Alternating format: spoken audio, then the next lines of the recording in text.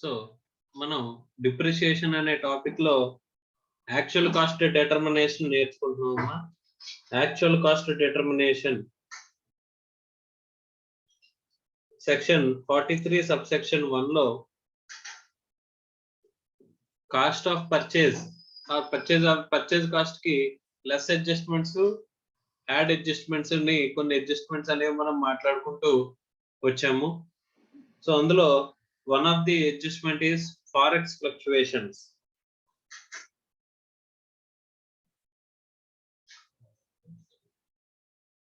So దీని గురించి మనం మాట్లాడుకుందాం. ఓకే, సో నేను ఎవరిని అడిగితే వాళ్ళు కొంచెం ఆన్సర్ చేయడమ్మా. దిలీప్, వినిపిస్తుంది కదమ్మా? వినిపిస్తుంది సార్. రైట్. సో ఇక్కడ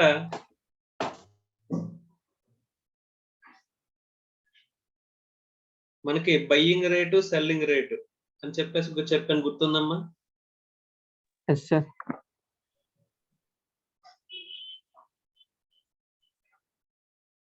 సో ఇక్కడ forex buying rate, foreign exchange buying rate, selling rate. ఇప్పుడు ఆర్బీఐ కానీ ఆర్బీఐ ఆథరైజ్ డీలర్స్ కానీ ఎవరైతే ఉన్నారో వాళ్ళు మనకి ఏం చేస్తారమ్మా, డాలర్స్ ని కొని అమ్ముతా, మన దగ్గర కొంటుంటారు, మన దగ్గర మనకి అమ్ముతుంటారు అని చెప్పేసి మనం మాట్లాడుకున్నాం. సో దాన్ని బయ్యింగ్ రేటు, సెల్లింగ్ రేటు అనుకున్నాం, అంతే కదమ్మా? బ్యాంక్ దగ్గర బయ్యింగ్ రేటు, సెల్లింగ్ రేట్ అని చెప్పేసి ఇలా మనకు ఉన్నాయనుకోమ్మా. ఇక్కడ buying rate, selling rate same ఉంటాయా? No sir. ఎలా ఉంటాయి? చేంజ్ ఉంటాయి కదమ్మా. బయ్యింగ్ రేట్ ఎక్కువ ఉంటుందా, సెల్లింగ్ రేట్ ఎక్కువ ఉంటుందా? Selling rate sir. So buying rate, selling rate ఎవరి పాయింట్ ఆఫ్ వ్యూ లో చూస్తాం? బ్యాంక్స్, అదే ఆర్బీఐ పాయింట్ ఆఫ్ వ్యూ లో మనం చూస్తాం. ఓకేనమ్మా? రైట్. ఇవి ఫిక్స్డ్ గా ఉంటాయా, చేంజ్ అవుతూ ఉంటాయా? చేంజ్ అవుతూ ఉంటాయి సార్. చేంజ్ అవుతూ ఉంటాయి. ఎందుకు? కరెన్సీ ఫ్లక్చువేట్ అవుతుంది. సెల్లింగ్ రేట్ అనేది ఎక్కువ ఉంటుంది బయ్యింగ్ రేట్ కంటే, కానీ రెండు ఒకేలా ఉంటాయంటే ఏ రోజుకి ఆ రోజు మారిపోతుంటాయమ్మా. ఓకే, సో దేని బేస్ చేసుకుని అంటే కనుక based on demand and supply. Demand and supply factors అర్థమవుతుందా? Based on the demand and supply factors ఈ బయ్యింగ్ రేట్, సెల్లింగ్ రేట్ అనేది మనకి మారిపోతూ ఉంటాయి, అవునా కదా? అంటే ఫారెన్ ఎక్స్చేంజ్ కరెన్సీ అనేది రేట్, ఎక్స్చేంజ్ రేట్ అనేది ఒకేలా ఉండదు, మారిపోతూ ఉంటది అనేది మనకు తెలిసిన విషయమే, అంతేనమ్మా? రైట్. సపోజ్ ఇప్పుడు నేను ఫారెన్ నుంచి, అవుట్ సైడ్ ఇండియా నుంచి నేను లోన్ తీసుకున్నానంట. అవుట్ సైడ్ ఇండియా నుంచి లోన్ తీసుకుంటే జనరల్ గా అదే ఎక్కడ ఏ కరెన్సీలో ఉంటుందమ్మా? డాలర్స్, ఫారెన్ కరెన్సీ, అంతే కదా? సో ఫారెన్ కరెన్సీలో నేను లోన్ తీసుకుని నేను ఏం చేశానంట, డబ్బులతోటి ఈ డబ్బులు దేనికి ఉపయోగించానంట? అసెట్ పర్చేజ్ చేయడానికి నేను ఉపయోగించానంటమ్మా. ఓకే, సో ఇప్పుడు మనకి బ్యాలెన్స్ షీట్ వేస్తే గనక ఇటువైపు ఫారెన్ ఎక్స్చేంజ్ లోన్ కనిపిస్తూ ఉంటది, ఇటువైపు ఏం కనిపిస్తూ ఉంటదమ్మా? అసెట్ కనిపిస్తూ ఉంటది. ఓకే, నేను ఫారెన్ ఎక్స్చేంజ్ లో లోన్ తీసుకుంటే లోన్ ఏ వాల్యూకి మనం రికార్డ్ చేస్తామమ్మా? ఇండియా ఇక్కడ బ్యాలెన్స్ షీట్ అనేది ఐఎన్ఆర్ లో ఉంటుందా, ఫారెన్ కరెన్సీలో ఉంటుందా? INR sir. సో ఐఎన్ఆర్ అన్నప్పుడు ఐఎన్ఆర్ కరెన్సీ, ఐఎన్ఆర్ అంటే ఇండియన్ కరెన్సీ. ఇప్పుడు మన బ్యాలెన్స్ షీట్ లో ఉన్న ప్రతి వాల్యూ ఎలా ఉండాలి? ఐఎన్ఆర్ లో ఉండాలి సార్. మరి ఇప్పుడు ఈ లోన్ అమౌంట్ ని మనం ఏం చేయాలమ్మా? we have to convert it into rupees, అవునా? సో ఏ రోజున్న రేటుకి మనం కన్వర్ట్ చేస్తాం. ఇక్కడ లోన్ అమౌంట్ ఎంతకు రికార్డ్ చేస్తాం? జనరల్ గా ట్రాన్సాక్షన్ నాడున్న రేట్ ఏదైతే ఉంటుందో, ట్రాన్సాక్షన్ డేట్ నాడున్న రేట్ ఏదైతే ఉంటుందో ఆ రేట్ తీసుకుంటామమ్మా. ఇక్కడ కన్వర్షన్ చేసి ఆ లోన్ వాల్యూ బ్యాలెన్స్ షీట్ లో చూపిస్తాం. ఆ డబ్బులతో అసెట్ కొంటే కనుక అదే వాల్యూ ఇక్కడ అసెట్ లో కూడా కనిపిస్తుంది. Okay, right. ఇప్పుడు ఫస్ట్ ఇయర్ ఎండ్ కి 31st మార్చ్ వచ్చిందమ్మా. 31st మార్చ్ వచ్చింది, లోన్ తీసుకున్నాను, తర్వాత 31st మార్చ్ వచ్చింది. ఆ రోజుకి లోన్ వాల్యూ అదే ఉంటుందా, మారుతుందా? మనం ట్రాన్సాక్షన్ డేట్ నాడు ఉన్న రేటే ఉంటుందా, లేకపోతే లోన్ వాల్యూ అనేది మారుతుందా?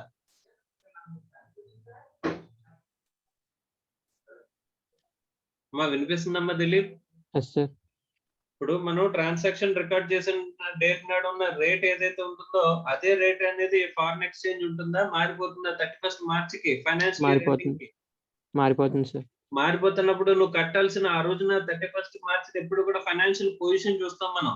బ్యాలెన్స్ షీట్ అనేది దేనికి ఉపయోగిస్తాం? ఫైనాన్షియల్ పొజిషన్ ని చూపించుకోవడానికి, అంతేనా? Yes sir. సో ఈ రోజున యాజ్ ఆన్ డేట్ నీ లోన్ వాల్యూ అప్పుడున్న అమౌంట్ తగ్గుతుందా పెరుగుతుందా?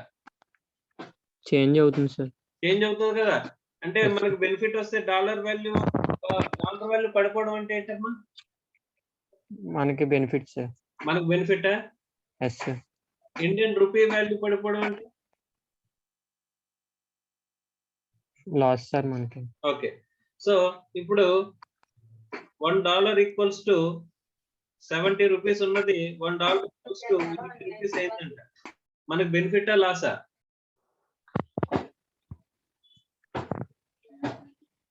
ఇంతకు ముందు మనం పర్చేస్ చేసినప్పుడు అంటే సారీ ట్రాన్సాక్షన్ చేసినప్పుడు మనకి $1 ఈక్వల్స్ టు 70 ఉన్నది ఈ రోజున బ్యాలెన్స్ షీట్ డేట్ వచ్చేసరికి $1 ఈక్వల్స్ టు 80 రూపీస్ అయిందంట. మనకు బెనిఫిటా లాసా అమ్మా? Loss sir. ఇక్కడ మనకు బెనిఫిటా లాసా? లోన్ తీసుకున్నాం మనం, గెయిన్ లాసే కదా. Yes so sir. ఇక్కడ $1,00,000 నేను తీసుకున్నాను అనుకోమ్మా లోన్ తీసుకున్నది ఎంత $1,00,000 అనుకో. అంటే ఇంతకు ముందు ఎంత 70 lakhs ఉండేది. Yes sir. ఇప్పుడు లోన్ వాల్యూ ఎంత అయిపోయింది? 80 lakhs సార్. అంటే నేను నిజంగా ఈ రోజున పే చేయాల్సి వచ్చింది అనుకో, ఎంత పే చేయాలి? 80 lakhs పే చేయాలి. 80 lakhs పే చేయాలి కదా. So Yes, sir. అప్పుడంటప్పుడు లోన్ వాల్యూ కూడా ఎంత కనిపించాలమ్మా? 80 lakhs సార్. 80 lakhs కనిపించాలి. 70 lakhs అలా ఏమవ్వాలి? 80 lakhs. లోన్ కి ఈ ఫారెక్స్ ఫ్లక్చుయేషన్ అనేది యాడ్ అవుతుంది, అంతే కదా. Yes sir. ఎంత 10 lakhs యాడ్ అయ్యి టోటల్ ఎంత అవుతుంది? 80 lakhs కింద కనిపిస్తుంది. అసలు ఈ లోన్ ఎందుకు తీసుకున్నాం మనం? అసెట్ పర్చేజ్ చేయడానికి. అసెట్ పర్చేజ్ చేయడానికి అన్నప్పుడు అలాంటప్పుడు ఈ ఫారెక్స్ ఫ్లక్చుయేషన్ 10 lakhs ఇక్కడ లయబిలిటీలో యాడ్ అయింది. అసెట్ వాల్యూ కూడా పెరగక్కర్లేదా? పెరగాలి సార్. ఇప్పుడు లోన్ వాల్యూ 70 లక్షలు ఉన్నప్పుడు అసెట్ వాల్యూ 70 లక్షలు చూపించినప్పుడు ఫారెక్స్ ఫ్లక్చుయేషన్ లో లోన్ వాల్యూ 80 lakhs అయితే అసెట్ లోన్ అంతా కూడా అసెట్ కోసమే తీసుకున్నప్పుడు అప్పుడు కూడా ఏమవుద్ది? అసెట్ వాల్యూ కూడా ఏమవ్వాలి? ఇంక్రీజ్ అవ్వాలి sir. So plus forex fluctuations. Okay, ఇక్కడ లయబిలిటీ పెరిగిందా పెరగలేదా? ఫారెక్స్ ఫ్లక్చుయేషన్ వల్ల లయబిలిటీ ఇంక్రీజ్ అయితే ఏం చేస్తున్నాం మనం? ఎడిషన్ చేస్తున్నాం కదమ్మా. Yes sir. ఒకవేళ $1 ఈక్వల్స్ టు 60 రూపీస్ పడిపోయింది అనుకోమ్మా, అప్పుడు మన లయబిలిటీ ఎంత వస్తుంది? 70 lakhs అలా 60 lakhs కు 60 వచ్చేస్తుంది. lakhs sir. Yes sir. అలాంటప్పుడు అసెట్ వాల్యూ కూడా ఏం చేయాలి? ఆ 10 Decrease lakhs చేయాలి సార్. తగ్గించాలి, డిక్రీజ్ చేయాలి, అంతేనా? Yes sir. సో ఇప్పుడు ఒకసారి ఇక్కడ అడ్జస్ట్మెంట్ చూడమ్మా. 43(1) లో మనకి ఫారెక్స్ ఫ్లక్చుయేషన్స్ అని చెప్పేసి నెగటివ్ అడ్జస్ట్మెంట్ ఎక్కడ చెప్తామా? Where there is a decrease in liability అని అన్నాడు. Yes sir. Okay, so if any arising in respect of asset acquired from the country outside India నుంచి నేను గనక అసెట్ కొన్నట్లయితే అని చెప్పేసి చెప్పి ఇక్కడ చెప్తున్నాడమ్మా. అర్థమైందా? Yes sir. అర్థమైంది సార్. అదే ఇక్కడ forex fluctuations okay if any arising in respect of the asset acquired from a country outside India అని చెప్పేసి అంటున్నాడు. ఇక్కడ ఏమంటున్నాడు? Increase in liability. ఏ adjustment? Add adjustment. Yes sir. అర్థమైందమ్మా? అర్థమైంది sir. Is it clear or not? Yes sir. Right. So ఇది మనకి పాజిటివ్ అడ్జస్ట్మెంట్స్, నెగటివ్ అడ్జస్ట్మెంట్స్ దేనికి? కాస్ట్ ఆఫ్ ది అసెట్ కి. Yes sir. సూపర్. అర్థమైందమ్మా? ఏమైనా డౌట్ ఉన్నాయా చెప్పిన దాంట్లో? ఏం లేదు సార్. అర్థమైంది సార్. లేదు కదమ్మా? Right. Okay, next. So this is actual. ఇలా మనకి పాజిటివ్ అడ్జస్ట్మెంట్స్, నెగటివ్ అడ్జస్ట్మెంట్స్ చేసిన తర్వాత మనం purchase cost of the asset కి ఈ అడ్జస్ట్మెంట్స్ చేసిన తర్వాత వచ్చేది ఏంటంట? Actual cost. ఈ యాక్చువల్ కాస్ట్ ని ఎక్కడ వేసుకుంటామమ్మా?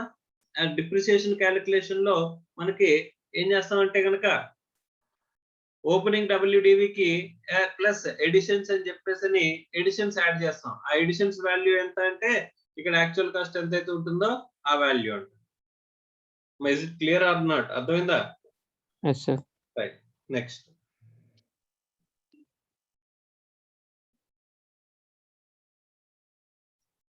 నెక్స్ట్ యాక్చువల్ కాస్ట్ డిటర్మినేషన్ లో some specific circumstances చెప్తున్నాడమ్మా.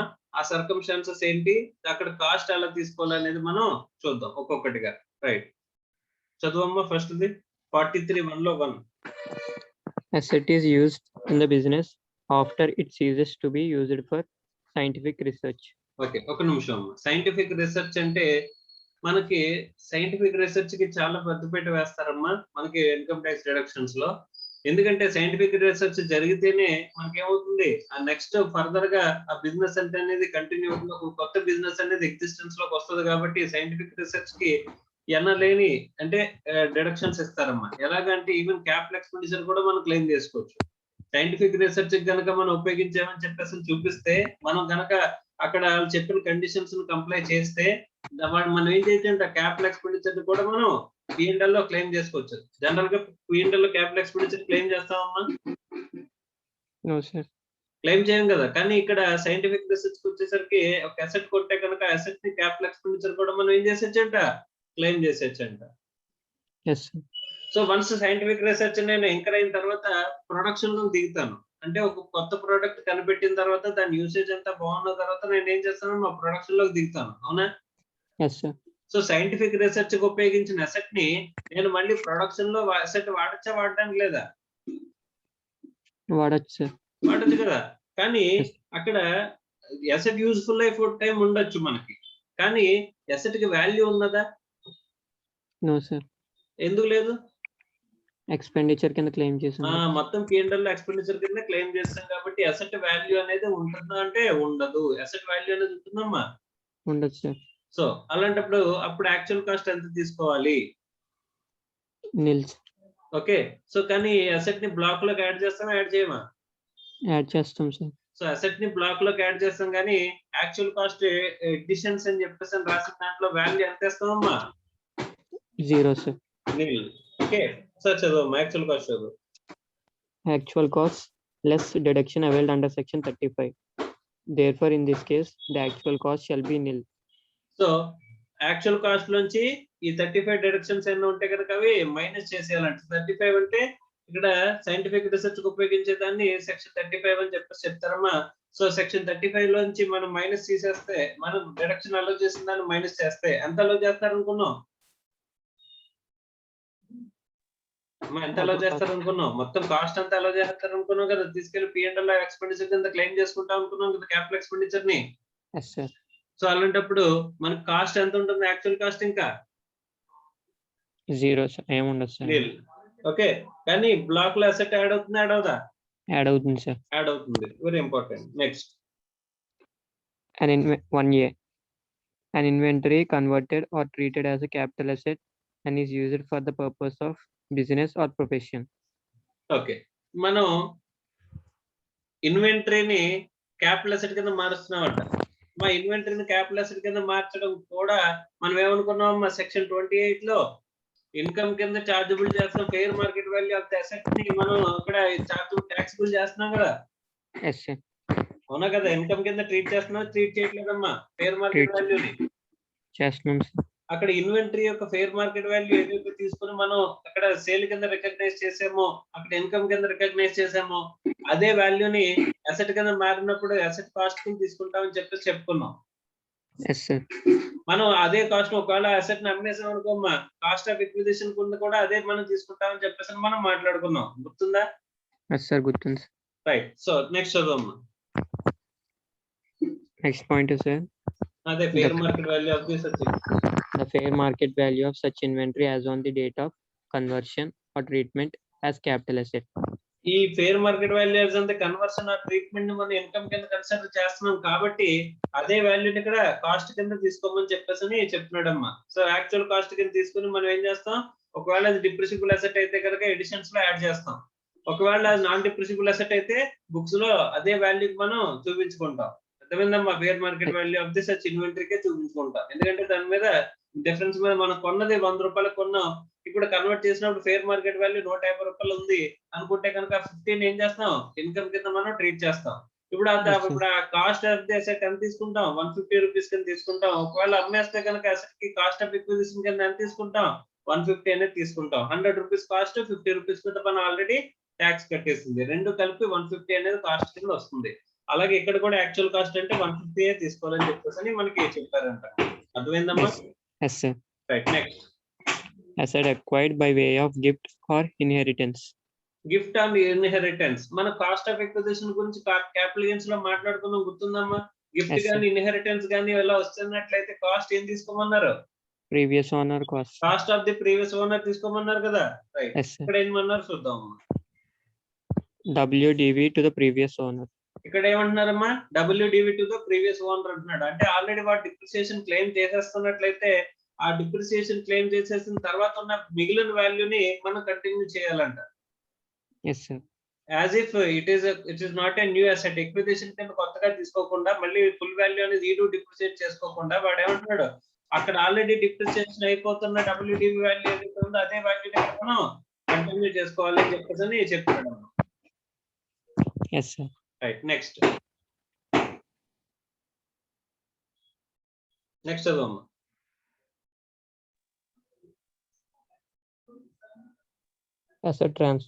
Asset acquired from any other person which was previously used for his business or profession with a view to claim depreciation on enhanced cost and reduce tax liability. Okay. Asset acquired from the any other person which was previously used for his business or profession with a view to claim depreciation on the enhanced cost and reduce the tax liability అని చెప్పేసి అంటున్నాడు. అంటే ఒక person దగ్గర నుంచి నేను asset కొన్నానంట, అది అసలు పనికిరాని అసెట్, దానికి ఎక్కువ వాల్యూ ఇచ్చి నేను కొన్నానంట. మనకు అసలు ఉపయోగపడదో లేదో ఉపయోగపడుతున్నా అసలు అది ఓల్డ్ అసెట్ ఎప్పుడుదో అయినా సరే దానికి అంత వాల్యూ లేదు. వర్త్లెస్ అసెట్ కి నేను ఎక్కువ వాల్యూ ఇచ్చి కొన్నానంటమ్మా. కొంటే గనక ఎందుకు కొంటానమ్మా ఎక్కువ వాల్యూ ఇచ్చి? డిప్రిసియేషన్ క్లెయిమ్ చేయడానికి. అసెట్ బుక్స్ లో రికార్డ్ చేయాలంటే అసెట్ కాస్ట్ అనేది మనం ఇన్వాయిస్ వాల్యూ తీసుకుంటాం. అలాంటప్పుడు ఇన్వాయిస్ వాల్యూ ఎంత ఉండాలి? ఎక్కువ ఉండాలని చెప్పేసి ఎక్కువ వాల్యూ అనేది చూపించి అసెట్ కొన్నామంటే కొని దాని మీద ఏం చేస్తామంటమ్మా, డిప్రిసియేషన్ ఎక్కువ క్లెయిమ్ చేసుకుని, డిప్రిసియేషన్ ఎక్కువ క్లెయిమ్ అయితే ట్యాక్స్ ఏమవుద్ది? తగ్గుతుంది, అంతే కదా. ప్రాఫిట్ తగ్గుతుంది, దాని మీద ట్యాక్స్ కూడా తగ్గుతుంది. సో తగ్గుతుందని చెప్పేసి కనుక మనం చేసినట్లయితే అప్పుడు ఏ యాక్చువల్ కాస్ట్ అంటే ఎంత తీసుకోమంటాడమ్మా? To be determined by the assessing officer with the prior approval of joint commissioner. So to be determined by assessing officer. Assessing officer అక్కడ యాక్చువల్ కాస్ట్ ని డిటర్మైన్ చేస్తాడని చెప్పేసి చెప్తున్నారు. ఓకే, ఆఫ్ చేసాను. Next Manasa. Yes, sir. Next చదువు. అర్థమైందమ్మా so far? Yes, sir. అర్థమైంది, sir. రైట్. Asset transferred by the assessee and reacquired by him. And reacquired by him. General గా ఎందుకు చేస్తారమ్మా? అసెట్ నీకు అమ్మేసి మళ్ళీ నేను కొనుక్కుంటానంట.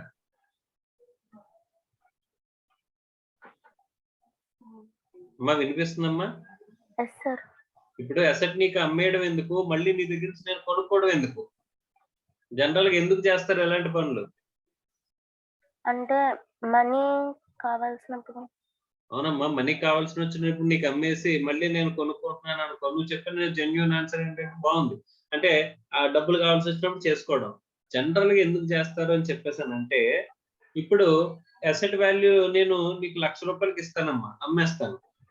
అదే అసెట్ ని నేను 1 కోటి రూపాయలు కొనుక్కుంటాను, అప్పుడు ఏమవుతుంది?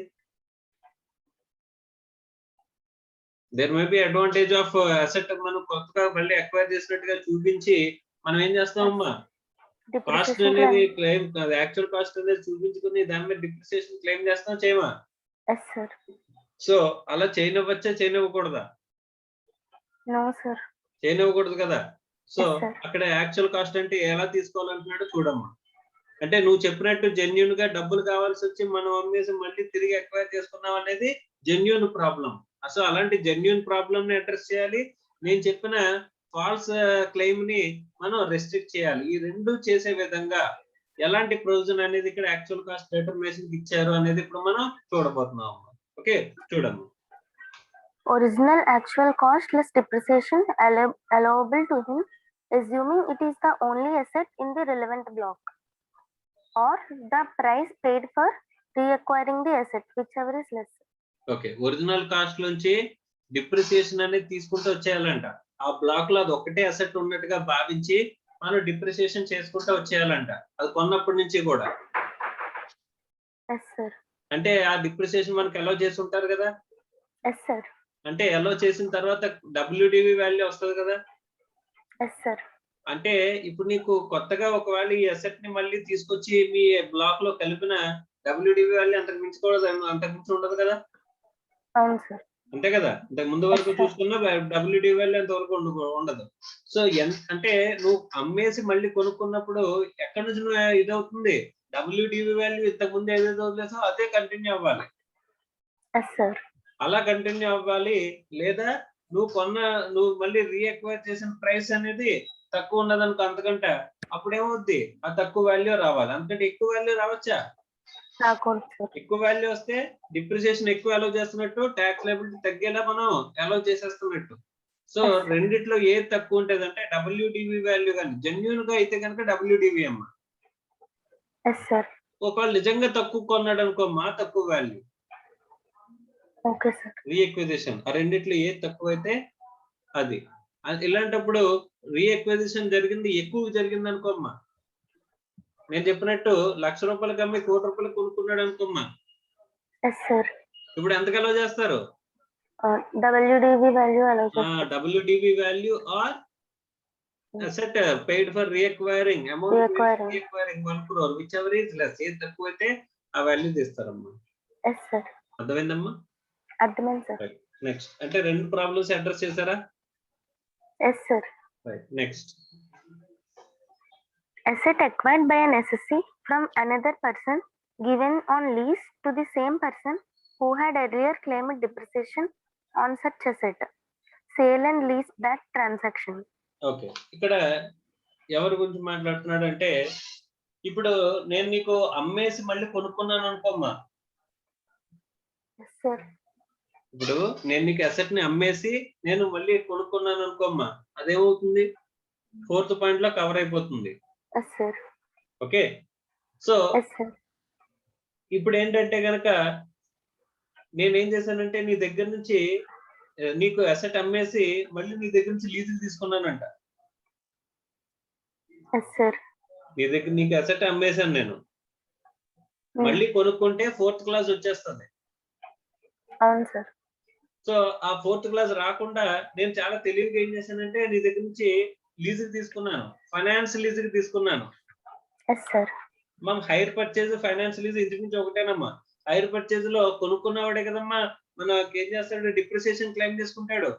ఈవెన్ దో లీగల్ ఓనర్షిప్ అనేది అమ్మినోడి పేరు మీద ఉంటది, లాస్ట్ ఇన్స్టాల్మెంట్ పే చేసేంత వరకు కూడా. అయినా సరే ఎవరు క్లెయిమ్ చేసుకుంటాడమ్మా, పర్చేస్ చేసిన వాడు క్లెయిమ్ చేసుకుంటాడు. అలాగే ఫైనాన్స్ లీజ్ లో కూడా లీజ్ తీసుకున్నవాడే క్లెయిమ్ చేసుకుంటాడంట ఫైనాన్స్ లీజ్ లో. yes sir. ఇప్పుడు నేను ఏం చేశాను, నీకు అసెట్ అమ్మేసి మళ్ళీ నీ దగ్గర నుంచి నేను కొనకుండా లీజుకి తీసుకున్నాను, ఫైనాన్స్ లీజుకి తీసుకున్నాను. yes sir. ఇప్పుడు ఫైనాన్స్ లీజుకి తీసుకుంటే నేనే కదా అసెట్ ని ఇచ్చేసాను. yes sir. ఇప్పుడు ఫైనాన్స్ లీజుకి నీ దగ్గర నుంచి నేను తీసుకున్నప్పుడు ఇప్పుడు మళ్ళీ నా బుక్స్ లోకి ఏమొస్తుంది, అసెట్ వాల్యూ వస్తుంది, డిప్రిసియేషన్ వస్తుంది. డిప్రిసియేషన్ క్లెయిమ్ చేసుకోవచ్చు. అవునా కదా. ఇప్పుడు ఎన్హాన్స్డ్ వాల్యూకి నేను ఫైనాన్స్ లీజ్ తీసుకున్నాను. నేను అకౌంటింగ్ స్టాండర్డ్ 910 అనే లీజెస్ అప్లికబుల్ అవుతుందమ్మా. అక్కడ వాల్యూ అనేది ఎలా వస్తుంది అనేది అక్కడ మనం చూసుకోవచ్చు. It is nothing but present value of the minimum lease payments అని ఉంటదమ్మా. సో మినిమం లీజ్ పేమెంట్స్ యొక్క ప్రెసెంట్ వాల్యూని మనం కాస్ట్ కింద రికార్డ్ చేస్తాం ఇక్కడ. ఆ లీజ్ పేమెంట్స్ వాల్యూ పెంచుకుంటూ వెళ్ళిపోయిన అనుకో, అలాంటప్పుడు దాని ప్రెసెంట్ వాల్యూ కూడా ఏమవుద్ది, ఎక్కువే ఉంటది కదమ్మా. అవును సార్. అలా వాల్యూ ఎక్కువకి లీజ్ కి తీసుకొచ్చా లేదా నేను? తీసుకోవచ్చు సార్. సో అలా తీసుకున్నట్లయితే అప్పుడు ఏం చేస్తారు, జనరల్ గా ఏం చేస్తారమ్మా, దాని ముందు ప్రొవిజన్ ప్రకారం చూసుకుంటే ఆడు ప్రీవియస్ గా WDV ఎంతైతే మనం క్లెయిమ్ చేసుకుంటూ వచ్చాడో అంతకు మించి ఎక్కువగా అసెట్ తీసుకొచ్చా తీసుకోవడానికి లేదా? ఇప్పుడు నేను ఏం చేద్దాం అనుకుంటున్నానమ్మా, అసెట్ నీకు ఇచ్చేసి అమ్మేసి మళ్ళీ నీ దగ్గర నుంచి క్లెయిమ్ చేసి మళ్ళీ లీజ్ తీసుకుని ఎక్కువ వాల్యూ చూపించుకుని డిప్రిసియేషన్ ఎక్కువ క్లెయిమ్ చేద్దాం అనుకుంటున్నాను. అలాంటప్పుడు నేను ఎవరినైతే అసెట్ అమ్మేశానో, నేను అమ్మేశాను కదమ్మా నీకు, సో అమ్మేసి మళ్ళీ నేనే ఫైనాన్స్ లీజ్ తీసుకుని నేను డిప్రిసియేషన్ క్లెయిమ్ చేద్దాం అని చెప్పేసి అనుకున్నాను నేను ఎక్కువ వాల్యూకి. అలాంటప్పుడు నాకు అది అలో చేయాలి, అలా చేయకూడదా? చేయకూడదు సార్. మరి అలా చేయకూడదు అంటే కనుక ఇక్కడ ప్రొవిజన్ ఎలా పెట్టారో ఒకసారి చదువమ్మా. WDV of the asset to the transferor at the time of transfer to the SSC. అంటే అమ్మినప్పుడు ఉన్న నేను value కి అమ్మినప్పుడు WDV. ఎంతైతే WDV నా బుక్స్ లో ఉందో అదే వాల్యూ రికార్డ్ చేసుకోమంటున్నాడు, ఫైనాన్స్ లీజ్ అయినా సరే. Yes, sir. అర్థమైందమ్మా? అర్థమైంది సార్. అంతకు మించి నువ్వు క్లెయిమ్ చేసుకోవడానికి లేదంటే ఏం చేస్తున్నాడు, అన్నసరిగా నువ్వు పెంచేసిన వాల్యూని ఏం చేస్తున్నాడమ్మా, తగ్గించేస్తున్నాడు. Yes, sir. ఒకటే గుర్తుపెట్టుకోవాలమ్మా, ఇన్కమ్ ట్యాక్స్ లో రీవాల్యుయేషన్స్ కి ఛాన్స్ లేదు, అసెట్ ని రీవాల్యూ చేయడం అనే ప్రసక్తే లేదు. Yes, sir. ఓకే, నువ్వు ఎంతైతే పే చేసావో ఆ పే చేసిన వాల్యూకి మనం ఏం చేసుకుంటా వెళ్తామమ్మా, డిప్రిసియేషన్ అనేది పే చేసుకుంటా వెళ్తాం అసెట్ పర్చేస్ కి. అంతేగాని ఇది మనం ఏం చేయలేమంట. సో సార్ మార్కెట్ లో అసెట్ వాల్యూ పెరిగింది అలాంటప్పుడు మనం కూడా ఏం చేద్దాం, రీవాల్యూ చేద్దాం అని చెప్పేసి చేసుకోగలమా? No, sir. చేసుకోవడానికి రీవాల్యుయేషన్ అనే కాన్సెప్టే ఎక్కడ లేదు, ఇన్కమ్ ట్యాక్స్ యాక్ట్ లో లేదమ్మా. మన అకౌంట్స్ లో ఉంటుందా అసెట్ ని మనం రీవాల్యూ చేసుకోవచ్చా? Yes, sir. చేసుకోవచ్చా లేదా? అకౌంట్స్ లోని అకౌంటింగ్ స్టాండర్డ్స్ లో కూడా మనకి ఏం చేస్తారు, అసెట్ ని రీవాల్యుయేషన్ అనేది అలౌ చేస్తారు. కానీ ఇన్కమ్ ట్యాక్స్ యాక్ట్ లో మాత్రం అసెట్ రీవాల్యుయేషన్ అలౌ చేయరు. రీవాల్యూ చేస్తే డిప్రిసియేషన్ అనేది ఎలా వస్తుంది, ఒరిజినల్ కాస్ట్ మీద క్యాలిక్యులేట్ చేసుకోవాలి, కానీ మనం ఈ డిప్రిసిబుల్ అదే రీవాల్యూడ్ వాల్యూ మీద అసలు మనం క్లెయిమ్ చేయడానికి ఉండదు. అదవుతుందమ్మా. Yes, sir. Yes, sir. Next Building used for star mark పెట్టుకుందామమ్మా, చాలా చాలా ఇంపార్టెంట్. చదువు. building used for private purpose subsequently brought into business use. Okay, building ని అమ్మా ప్రొవిజన్ బిల్డింగ్ ఒక్కదానికి అప్లికబుల్ అవుతుంది, నాన్ రెసిడెంట్ అయితే మిగతా వాళ్ళందరికీ కూడా అప్లికబుల్ అవుతుంది, మిగతా అన్నిటికీ కూడా అప్లికబుల్ అవుతుంది. అది తర్వాత విషయం, తర్వాత మాట్లాడుకుంటాం. కానీ ఫస్ట్ ఆఫ్ ఆల్ ఇక్కడ బిల్డింగ్ గురించి మాట్లాడుకుంటే, బిల్డింగ్ ని మనం ప్రైవేట్ పర్పస్ కోసం ఉపయోగించిన దాన్ని బిజినెస్ లోకి తీసుకొస్తున్నామంట. Okay, Yes, sir. ఇప్పుడు నేను 2010లో ఒక అసెట్ కొన్నానమ్మా, బిల్డింగ్ కొన్నానమ్మా. దాన్ని ఇప్పుడు ఏం చేస్తున్నానంట, I'm bringing it in to the business లోకి తీసుకొస్తున్నానంట, బిజినెస్ అసెట్ కింద. ఇప్పుడు డిప్రిసియేషన్ ఇప్పుడు క్లెయిమ్ చేయగలనా, ఇంతకు ముందు క్లెయిమ్ చేయగలనా? ఇంతకు ముందు అది నా ఇన్వెస్ట్మెంట్, బిల్డింగ్ ఏంటమ్మా ఇన్వెస్ట్మెంట్. Yes, sir. కానీ ఇప్పుడు అది ఇన్వెస్ట్మెంట్ ఎందులోకి మారుతుంది, డిప్రిసిబుల్ అసెట్ లోకి మారుతుంది. Yes, sir. 2010లో కొన్న వాల్యూనే ఇప్పుడు వాల్యూ కింద తీసుకోవాలా? అంటే నార్మల్ గా అసెట్ వాల్యూ డిప్రిసియేట్ అవుతుందా అవుదా? అవుతుంది సార్. మరి అలాంటప్పుడు ఏ వాల్యూ తీసుకోవాలి, ఆ రోజున్న వాల్యూ తీసుకోవాలా, ఈ రోజున్న వాల్యూ తీసుకోవాలా?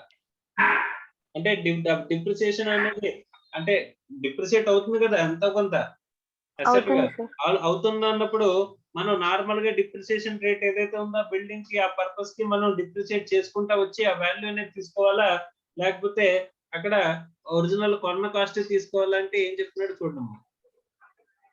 The cost of purchase or construction of the building as reduced by the notional depreciation calculated up to the year of bringing the asset into business use at the depreciation rate applicable to the year in which the asset is brought into business. మనం business లోకి తీసుకొచ్చేంత వరకు కూడా, మనం asset కొన్నప్పటి నుంచి business లోకి తీసుకొచ్చేంత వరకు కూడా ఉన్న ఏదైతే ఇయర్స్ ఉంటాయో అన్ని ఇయర్స్ కి మనం ఏం చేయాలంటమ్మా, డిప్రిసియేషన్ నాషనల్ డిప్రిసియేషన్. నిజంగా డిప్రిసియేషన్ నీకు ఏమి ఎక్కడ ఎక్స్పెండిచర్ కింద అలౌ చేయవు, ఎందుకంటే అది నువ్వు బిజినెస్ కే వాడలేదు ఇంత ముందు వరకు. కానీ నాషనల్ గా డిప్రిసియేషన్ మైనస్ చేసేసి ఈ రోజున్న WDV వాల్యూని ఇక్కడ మనం తీసుకోవాల్సిన అవసరం ఉంటుందంట. ఒరిజినల్ కాస్ట్ లోంచి డిప్రిసియేషన్ తీసేసిన తర్వాత వచ్చే WDV వాల్యూని మనం ఇక్కడ బుక్స్ లోకి తీసుకోవాలి అని చెప్పేసి చెప్తున్నారు. సార్ ఇది బిల్డింగ్ కి అప్లికబుల్ అవుతుందా, ఎనీ అదర్ అసెట్ కి అప్లికబుల్ అవుతుందా అంటే ఇది బిల్డింగ్ కి మాత్రమే అప్లికబుల్ అయ్యే ప్రొవిజన్ అమ్మ. ఏదైనా అసెట్ నేను 2012లో కొన్నానమ్మా ఒక అసెట్, అది ఇప్పుడు తీసుకొస్తున్నాను అనుకోమ్మా ఇందులోకి బిజినెస్ లోకి, అప్పుడు ఏం తీసుకుంటాం, ఒరిజినల్ కాస్ట్ వాల్యూనే డైరెక్ట్ గా తీసుకుంటాం. కానీ బిల్డింగ్ కి మాత్రమే ఈ నోషనల్ డిప్రిసియేషన్ అనేది అప్లికబుల్ అవుతుంది. Okay sir. ఓకేనమ్మా, అందుకోసమే స్టార్ మార్క్ వేసుకున్నాం అమ్మా. Yes sir. నెక్స్ట్ చదువు.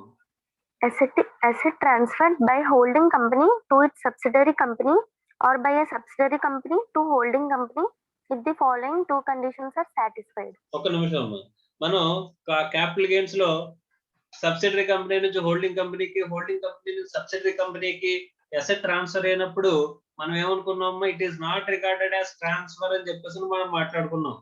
Yes, sir. ఎప్పుడు ఇఫ్ 2 కండిషన్స్ ఆర్ సాటిస్ఫైడ్. ఏంటి? Holding company holding 100% of the shares of the subsidiary company Subsidiary company. And the recipient company should be Indian company. అని 2 కండిషన్లు చదువుకున్నాం కదా. Yes, sir. అలాంటి situation లో అసలు ట్రాన్స్ఫర్ కింద రికార్డ్ చేయరంట దాన్ని. Yes, sir. అంటే ట్రాన్స్ఫర్ కింద రికార్డ్ చేయరంటే అప్పుడు ఇప్పుడు హోల్డింగ్ కంపెనీ సబ్సిడరీ కంపెనీకి వెళ్ళినప్పుడు అసెట్ వాల్యూ పెరిగిపోద్దా, మనం పెంచి రాసుకోవచ్చా? మా No, హోల్డింగ్ sir. కంపెనీలో 10 లక్షలు ఉన్నది, సబ్సిడరీ కంపెనీకి వెళ్ళినప్పుడు అది 20 లక్షలు అని చెప్పేసి రాశారంట. Yes, sir.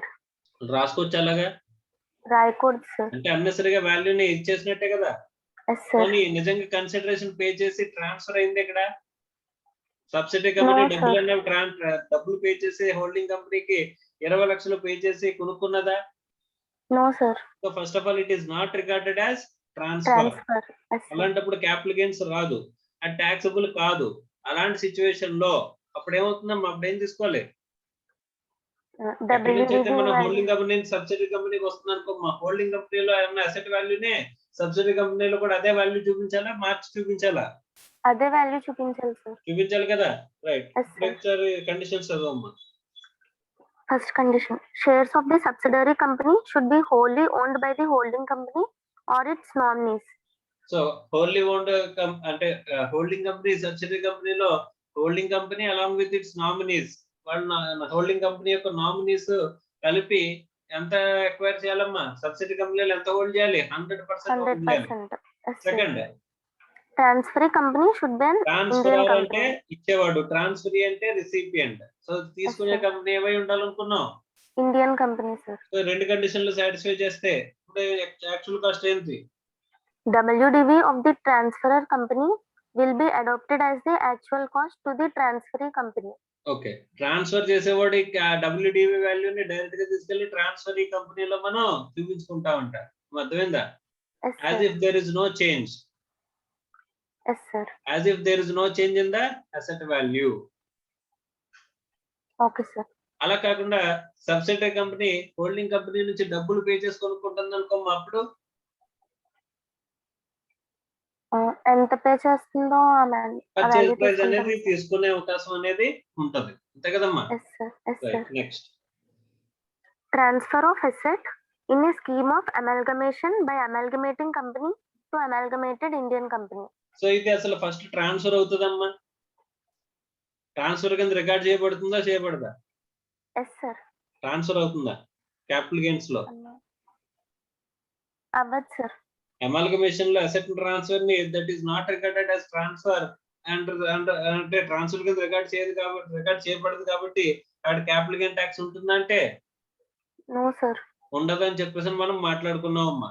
అలాంటప్పుడు అసలు వాల్యూ అనేది హోల్డింగ్ అదే అమాల్గమేటింగ్ కంపెనీ నుంచి అమాల్గమేటెడ్ కంపెనీ నుంచి అమాల్గమేటింగ్ కంపెనీకి వచ్చినప్పుడు ఇక్కడ అసెట్ వాల్యూ అన్న మారుతుందా, మారదా?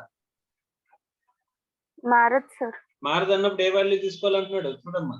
WDV to the amalgamating company will be adopted as the actual cost to the amalgamated company. So actual cost the amalgamated కంపెనీని ఇక్కడ మనం WDV వాల్యూ కింద తీసుకుంటా ఉంటాం. Yes, sir. అర్థమైందా? రైట్. నెక్స్ట్, అర్థమైంది sir. Asset transferred by a demerged company to the resulting Indian company. Okay, ఇప్పుడు మనకి డీమర్జర్ జరిగినప్పుడు మనకి దీని రికార్డెడ్ ట్రాన్స్ఫర్ కింద రికార్డ్ చేస్తాం క్యాపిటల్ గెయిన్స్ లో. No sir. అలాంటప్పుడు ఏం తీసుకుంటాం value? WDV in the hands of the demerged company will be adopted as the actual cost to the resulting company. ఓకేనమ్మా. Yes, sir. Next, Asset acquired out of borrowed funds. మనం కొన్న అప్పు చేసి మనం డబ్బులు అప్పు చేసి మనం కొంటే కనుక అప్పుడు ఏం చేస్తామమ్మా? ఇంట్రెస్ట్ క్యాపిటలైజ్ చేస్తామా లేదా? Yes, sir. జనరల్ గా ఇంట్రెస్ట్ ఎంత వరకు క్యాపిటలైజ్ చేస్తాం అసెట్ కి? అకౌంట్స్ లో అయితే కనుక asset substantially ready for the intended purpose అంటాడు. అంతేనా? రెడీ టు యూజ్ వచ్చేంత వరకు కూడా మనం ఇంట్రెస్ట్ ఏం చేస్తామమ్మా? క్యాపిటలైజ్ చేస్తాం. Capitalize చేస్తాం. Yes, కానీ sir. ఇక్కడ ఇన్కమ్ ట్యాక్స్ యాక్ట్ లో రెడీ టు యూజ్ ప్లేస్ లో ఏం పెడతాం అనుకున్నాం? Put to use, sir. So put to use కాబట్టి పుట్ టు యూజ్ వచ్చేంత వరకు కూడా మనం పుట్ టు యూజ్ అయ్యేంత వరకు కూడా ఉన్న ఇంట్రెస్ట్ ఏం చేయాలి? ఆ బారోడ్ ఫండ్ మీద ఉన్న ఇంట్రెస్ట్ ని క్యాపిటలైజ్ చేయాలి. చదవమ్మా. Interest on loan borrowed relating to the period after the asset is first put to use shall not form part of actual cost. అంటే ఫస్ట్ పుట్ టు యూజ్ చేసిన తర్వాత ఉన్న interest cost ని asset లోకి add చేయకూడదు అంటున్నాడు. అంటే అప్పటి వరకు ఉన్న కాస్ట్ ని ఏం చేయమని? Capitalize చేయమంటున్నారు. క్యాపిటలైజ్ చేయమనే కదా. రైట్. Yes, next. sir.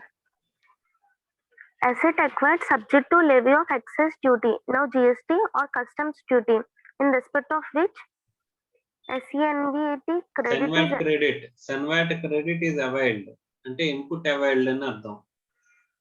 ఇక్కడ ఇంతకుముందు సన్వాట్ అని కూడా ఇప్పుడు ఇన్పుట్ అనుకోవచ్చు. Okay, GST input availed, input tax కింద మనం అవైల్ చేసుకుంటున్నాం అంట. మా ఇన్పుట్ ట్యాక్స్ తీసుకొచ్చా లేదా? క్యాపిటల్ గుడ్స్ మీద కూడా ఇన్పుట్ తీసుకొచ్చా లేదా? మనం తీసుకోవచ్చు సార్. తీసుకోవచ్చు అన్నప్పుడు ఒకవేళ తీసుకుంటే కనుక అది అసెట్ కాస్ట్ లో ఇంక్లూడ్ అవుతుందా? అసెట్ రికార్డ్ చేసేటప్పుడు ఎస్ సార్. అసెట్ కాస్ట్ లోకి ఇంక్లూడ్ అవుతుందా? నిన్న మన అకౌంటింగ్ ట్రీట్మెంట్ కూడా చెప్పుకున్నాం కదమ్మా. 1,00,000 రూపాయలు అసెట్ 18,000 ట్యాక్స్ ఉంటే 1,18,000 పెట్టి మనం అసెట్ కొంటే కనుక బుక్స్ లో అసెట్ వాల్యూ ఎంత రికార్డ్ చేస్తామని చెప్పేసి చెప్పాం. 1 lakh సార్ కాస్ట్ సార్. అంటే అందులో ఇన్పుట్ ట్యాక్స్ క్లెయిమ్ చేసుకోగలిగితే ట్యాక్స్ అనేది ఇంక్లూడ్ అవుతుందా అసెట్ కాస్ట్ లో? అవ్వదు సార్. అవ్వదు. ఒకవేళ అది ఇన్పుట్ అవైలబుల్ గా లేదనుకో, మా ఇన్పుట్ ఎలిజిబుల్ కాదనుకో, అప్పుడు ఇంక్లూడ్ చేయాలి సార్. సో అదే చెప్తున్నాను, చదవమ్మా. Amount of the duty in respect of which a claim of credit has been made and allowed under the Central Excise Rules 1944 shall be reduced from the actual cost. So 1,18,000 actual cost తీసుకుంటే కనుక అందులో ఏం minus చేస్తాం? Input minus చేస్తాం. Input minus చేస్తాం. Okay, right. Yes sir. Next. A portion of the నువ్వు off చేసాను. మా రమ్య సార్. వినిపిస్తుందమ్మా? Yes sir. అర్థమవుతుంది కదమ్మా? అర్థమైంది సార్. రైట్, చదవమ్మా. Next. A portion of the cost of an asset acquired is made directly or indirectly by government or any statutory authority or any other person in the form of a subsidy or grant or reimbursement. So ఎవరైనా సరే మనకి grant, subsidy లాంటివి ఇస్తే కనుక మనం ఏం చేయాలమ్మా? Asset cost నుంచి తగ్గించి చూపించాలి, అంతే కదా? సో చదువు. So much of the cost as is relatable to such subsidy or grant or reimbursement shall not form part of the actual cost. Shall not form part of actual cost అంటే cost లోంచే దాన్ని minus చేసేయాలని అర్థం. Yes sir. If it is not directly relatable to the asset acquired, proportionate amount calculated by considering all assets shall be excluded. So మొత్తం అన్ని అసెట్లకి కలిపి నీకు subsidy ఇచ్చాడు, ఈ ఒక్క అసెట్ కి ఇవ్వలేదు అనుకుంటే ఏం చేస్తాం? ప్రపోర్షనేట్ గానే మనం తీసుకుంటాం. Yes sir. Right, next. Asset brought into India by a non-resident SSE for his business or profession. So out side ఇండియాలో నాన్ రెసిడెంట్ ఒక అసెట్ ని కొన్నాడంటమ్మా, దాన్ని బిజినెస్ ఆర్ ప్రొఫెషన్ లోకి తీసుకొచ్చాడంట ఇండియాలో. అప్పుడు ఏం చేయాలి? మనం బిల్డింగ్ కి ఏం చేసామమ్మా? బిల్డింగ్ ని మనం కొన్ని తర్వాత క్యాపిటల్ అసెట్ లోకి మనం మన బిజినెస్ లోకి తీసుకొస్తున్నట్లయితే అప్పుడు ఏం చేసుకుంటూ వచ్చాం? ఒరిజినల్ కాస్ట్ లోంచి నోషనల్ డిప్రిసియేషన్ మైనస్ చేసాం. Yes sir. రెసిడెంట్ కి అయితే బిల్డింగ్ ఒక్కదానికి అప్లికబుల్ అవుతుందమ్మా. Yes sir. So non resident కి అయితే అన్ని అసెట్స్ కి అప్లికబుల్ అవుతుందంట. Yes sir. సో చూడమ్మా, next. Actual cost as reduced by the amount of depreciation notionally calculated at the rate in force as if the asset was used in India since the date of acquisition. ఆ non resident asset కొన్నప్పటి నుంచి కూడా ఇండియాలో వాడుతున్నట్టుగా భావించి notional depreciation మనం ఏం చేయాలంట? Minus చేసుకుంటూ రావాలంట. Minus చేయాలి సార్. అర్థమైందా? బిల్డింగ్ కి ఎలాగైతే క్యాలిక్యులేట్ చేసాం అలాగా. Yes sir. అది రెసిడెంట్ అయినా సరే బిల్డింగ్, సో నాన్ రెసిడెంట్ అయితే ఆల్ అసెట్స్. అర్థమవుతుందమ్మా? Yes sir. Next. Asset acquired under a scheme for corporatization of a recognized stock exchange in India approved by SEBI. ఇప్పుడు కార్పొరేటైజేషన్ అంటే ఇంత ముందు స్టాక్ ఎక్స్చేంజెస్ ఉండే కదమ్మా. బాంబే స్టాక్ ఎక్స్చేంజ్ ఉన్నదా? Yes, sir. Bombay stock exchange ఎలా ఉండేదంటే ఏఓపి కింద ఉండేదమ్మా, అసోసియేషన్ ఆఫ్ పర్సన్స్ కింద ఉండేది. Yes, sir. సో తర్వాత ఒక సెబీ అనే ఒక రెగ్యులేటర్ ని ఏర్పాటు చేసి, securities exchange board of India అని ఏర్పాటు చేసి, వాళ్ళు ఏం చేశారంటే ప్రతి స్టాక్ ఎక్స్చేంజ్ ఎలా మారాలి అని చెప్పేసి చెప్పారు, కంపెనీ కింద మారాలి అని చెప్పేసి చెప్పారమ్మా. Yes, sir. సో ఇప్పుడు ఏఓపి నుంచి కంపెనీకి మారుతుంది, పేరు మారుతుందా, మొత్తం అంతా ఏదైనా మారిపోతుందా బిజినెస్? నేమ్ ఒకటే కదమ్మా చేంజ్ అయ్యేది. Yes, sir. సో అలాంటప్పుడు జస్ట్ నేమ్ ఒకటే చేంజ్ అయినప్పుడు అసెట్ వాల్యూస్ మారిపోతాయా? No, sir. ఏఓపిలో ఉన్న అసెట్ వాల్యూసే కంపెనీలో కూడా ఉంటాయి, అంతేనా? Yes, sir. రైట్, చదువు. The amount which would have been regarded as actual cost had there been no such corporatization shall be deemed to be the actual cost. ఆ corporatisation లేకపోతే ఎంతైతే asset value కనిపించేదో ఎక్కడ కనిపిస్తుంది? ఏఓపిలో. అదే వాల్యూని కార్పొరేటైజేషన్ జరిగినా సరే అదే వాల్యూని కాస్ట్ కింద తీసుకోండి అని చెప్పేసి చెప్తున్నాడు. Yes, sir. అర్థమైందా? అంటే వాల్యూ మారచ్చు అంటున్నాడా, మారకూడదు అంటున్నాడా? మారకూడదు, sir. మారకూడదు అని చెప్పేసి చెప్పాడు. Okay, next. Asset on which deduction is allowable or allowed or acquired or received from specified business activities as referred to under section 35 AD. 35 AD గురించి ఇంతకుముందు ఒకసారి చెప్పానమ్మా. స్పెసిఫైడ్ బిజినెసెస్ లో కనుక మనం అసెట్ ని ఉపయోగించినట్లయితే, స్పెసిఫైడ్ బిజినెసెస్ అని చెప్పేసి కొన్ని బిజినెస్ కి మనకి ఏం చేస్తారంటే P&L లో రెవెన్యూ ఎక్స్పెండిచరే కాదు, క్యాపిటల్ ఎక్స్పెండిచర్ కూడా అలో చేస్తారంట. ఇది మనం క్యాపిటల్ గెయిన్స్ లో నేర్చుకున్నాం. ఒకసారి 35 AD కనుక డిడక్షన్ ఇచ్చారు అని చెప్పేసి అంటే కనుక దాని క్యాపిటల్ అసెట్ వాల్యూ అనేది ఎంత ఉంటుంది? 0. ఎందుకంటే Zero, అదంతా sir. తీసుకెళ్లి P&L లో మనం క్లెయిమ్ చేసేస్తాం. లైక్ సైంటిఫిక్ ఎక్స్పెండిచర్, మాకు గుర్తుందా? Yes, sir. సైంటిఫిక్ ఎక్స్పెండిచర్ గుర్తుంది, sir. చెప్పుకున్నాం. Yes, sir. సో అలాగా మనకి 35 AD లో కనుక మనకి ఏదైనా సరే మనకి డిడక్షన్ అలౌ చేశారు అని చెప్పేసి అనుకుంటే కనుక అప్పుడు ఏమంటున్నాడమ్మా? Actual cost shall be adopted as nil, sir. Adopted as nil. Next, ఇక్కడ బై వే ఆఫ్ గిఫ్ట్ గాని, By way will of or irrevocable trust on any distribution or liquidation of the company, transfer through a specified business recognition as referred to in section 47. So reorganization as a referred to in under section 47. అప్పుడు cost of acquisition ఎంత తీసుకుంటారమ్మా? నిల్ కింద తీసుకుంటారంట. ఎందుకంటే already expenditure అంతా కూడా ఏం చేశారు? P&L లో చార్జ్ చేస్తాం. Yes, sir. Next, Asset in respect of which deduction or part deduction allowed under section 35 AD is deemed to be the income of the assessee. Where ఒకవేళ such asset 35 AD లో నువ్వు conditions comply చేయలేదని చెప్పేసి ఇంత ముందు అలో చేసిన deduction ని ఇప్పుడు ఏం చేస్తారంటే యాడ్ బ్యాక్ చేస్తారంట. Yes, sir. అప్పుడు ఏం చేస్తావు? దాన్ని P&L లో ఇన్కమ్ లా రాసుకుంటాం, సార్. అంటే ఇప్పుడు అసెట్ ని రీస్టోర్ చేశారు. Yes, sir. అసెట్ ని తీసుకెళ్లి మనం ఏం చేస్తామమ్మా? P&L ఎక్స్పెండిచర్ కింద క్లెయిమ్ చేసేస్తే ఇప్పుడు దాన్ని తీసుకొచ్చి ఏం చేస్తారు? ఇన్కమ్ కింద రాస్తారు, సార్. ఇన్కమ్ కింద రాస్తారు, కరెక్టే. ఇంకో అవతల వైపు ఏం రాస్తారు? ఇప్పుడు అసెట్టే కదమ్మా పెంచాలి. ఇంత ముందు అసెట్ Yes, sir. తగ్గించేసి మనం క్యాపిటల్ ఎక్స్పెండిచర్ చెప్పి P&L లో క్లెయిమ్ చేస్తాం. Yes, sir. So double entry system లో ఇప్పుడు దాన్ని రాంగ్ గా చేస్తాం కాబట్టి దాన్ని ఇన్కమ్ కింద ట్రీట్ చేస్తే ఇంకోటి ఏం పెంచాలి? అసెట్ వాల్యూ Asset అనేది value పెంచాలి, sir. పెంచాలి, అంతేనా? Yes, sir. నెక్స్ట్ ఏమన్నాడు చూడమ్మా. అలా పెంచితే Actual cost as reduced by the amount of depreciation calculated at the rate in force since the date of acquisition had the asset been used for the purpose of business. So నువ్వు original cost ఏదైతే ఉందో అది నువ్వు expenditure ఏదైతే అలో చేస్తారో అది reverse చేసేసినప్పుడు asset value ఏమవుతుంది? Original cost కి వచ్చేస్తుందమ్మా. Yes, sir. కానీ ఆ అసెట్ నువ్వు బిజినెస్ కి ఉపయోగించావు కదా. Yes, sir. సో బిజినెస్ కి ఉపయోగించినట్టుగా భావించి అక్కడ నుంచి అసెట్ ని ఏం చేయమంటాడమ్మా? డిప్రిసియేట్ చేసుకుంటారు అన్నమాట. Yes, sir. As like in building. Yes, sir. ఓకేనా? Yes, sir. Right, next చేద్దామమ్మా.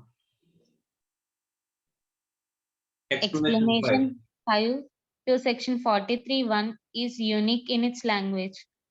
While all the other explanations includes all the assets, explanation 5 covers only buildings.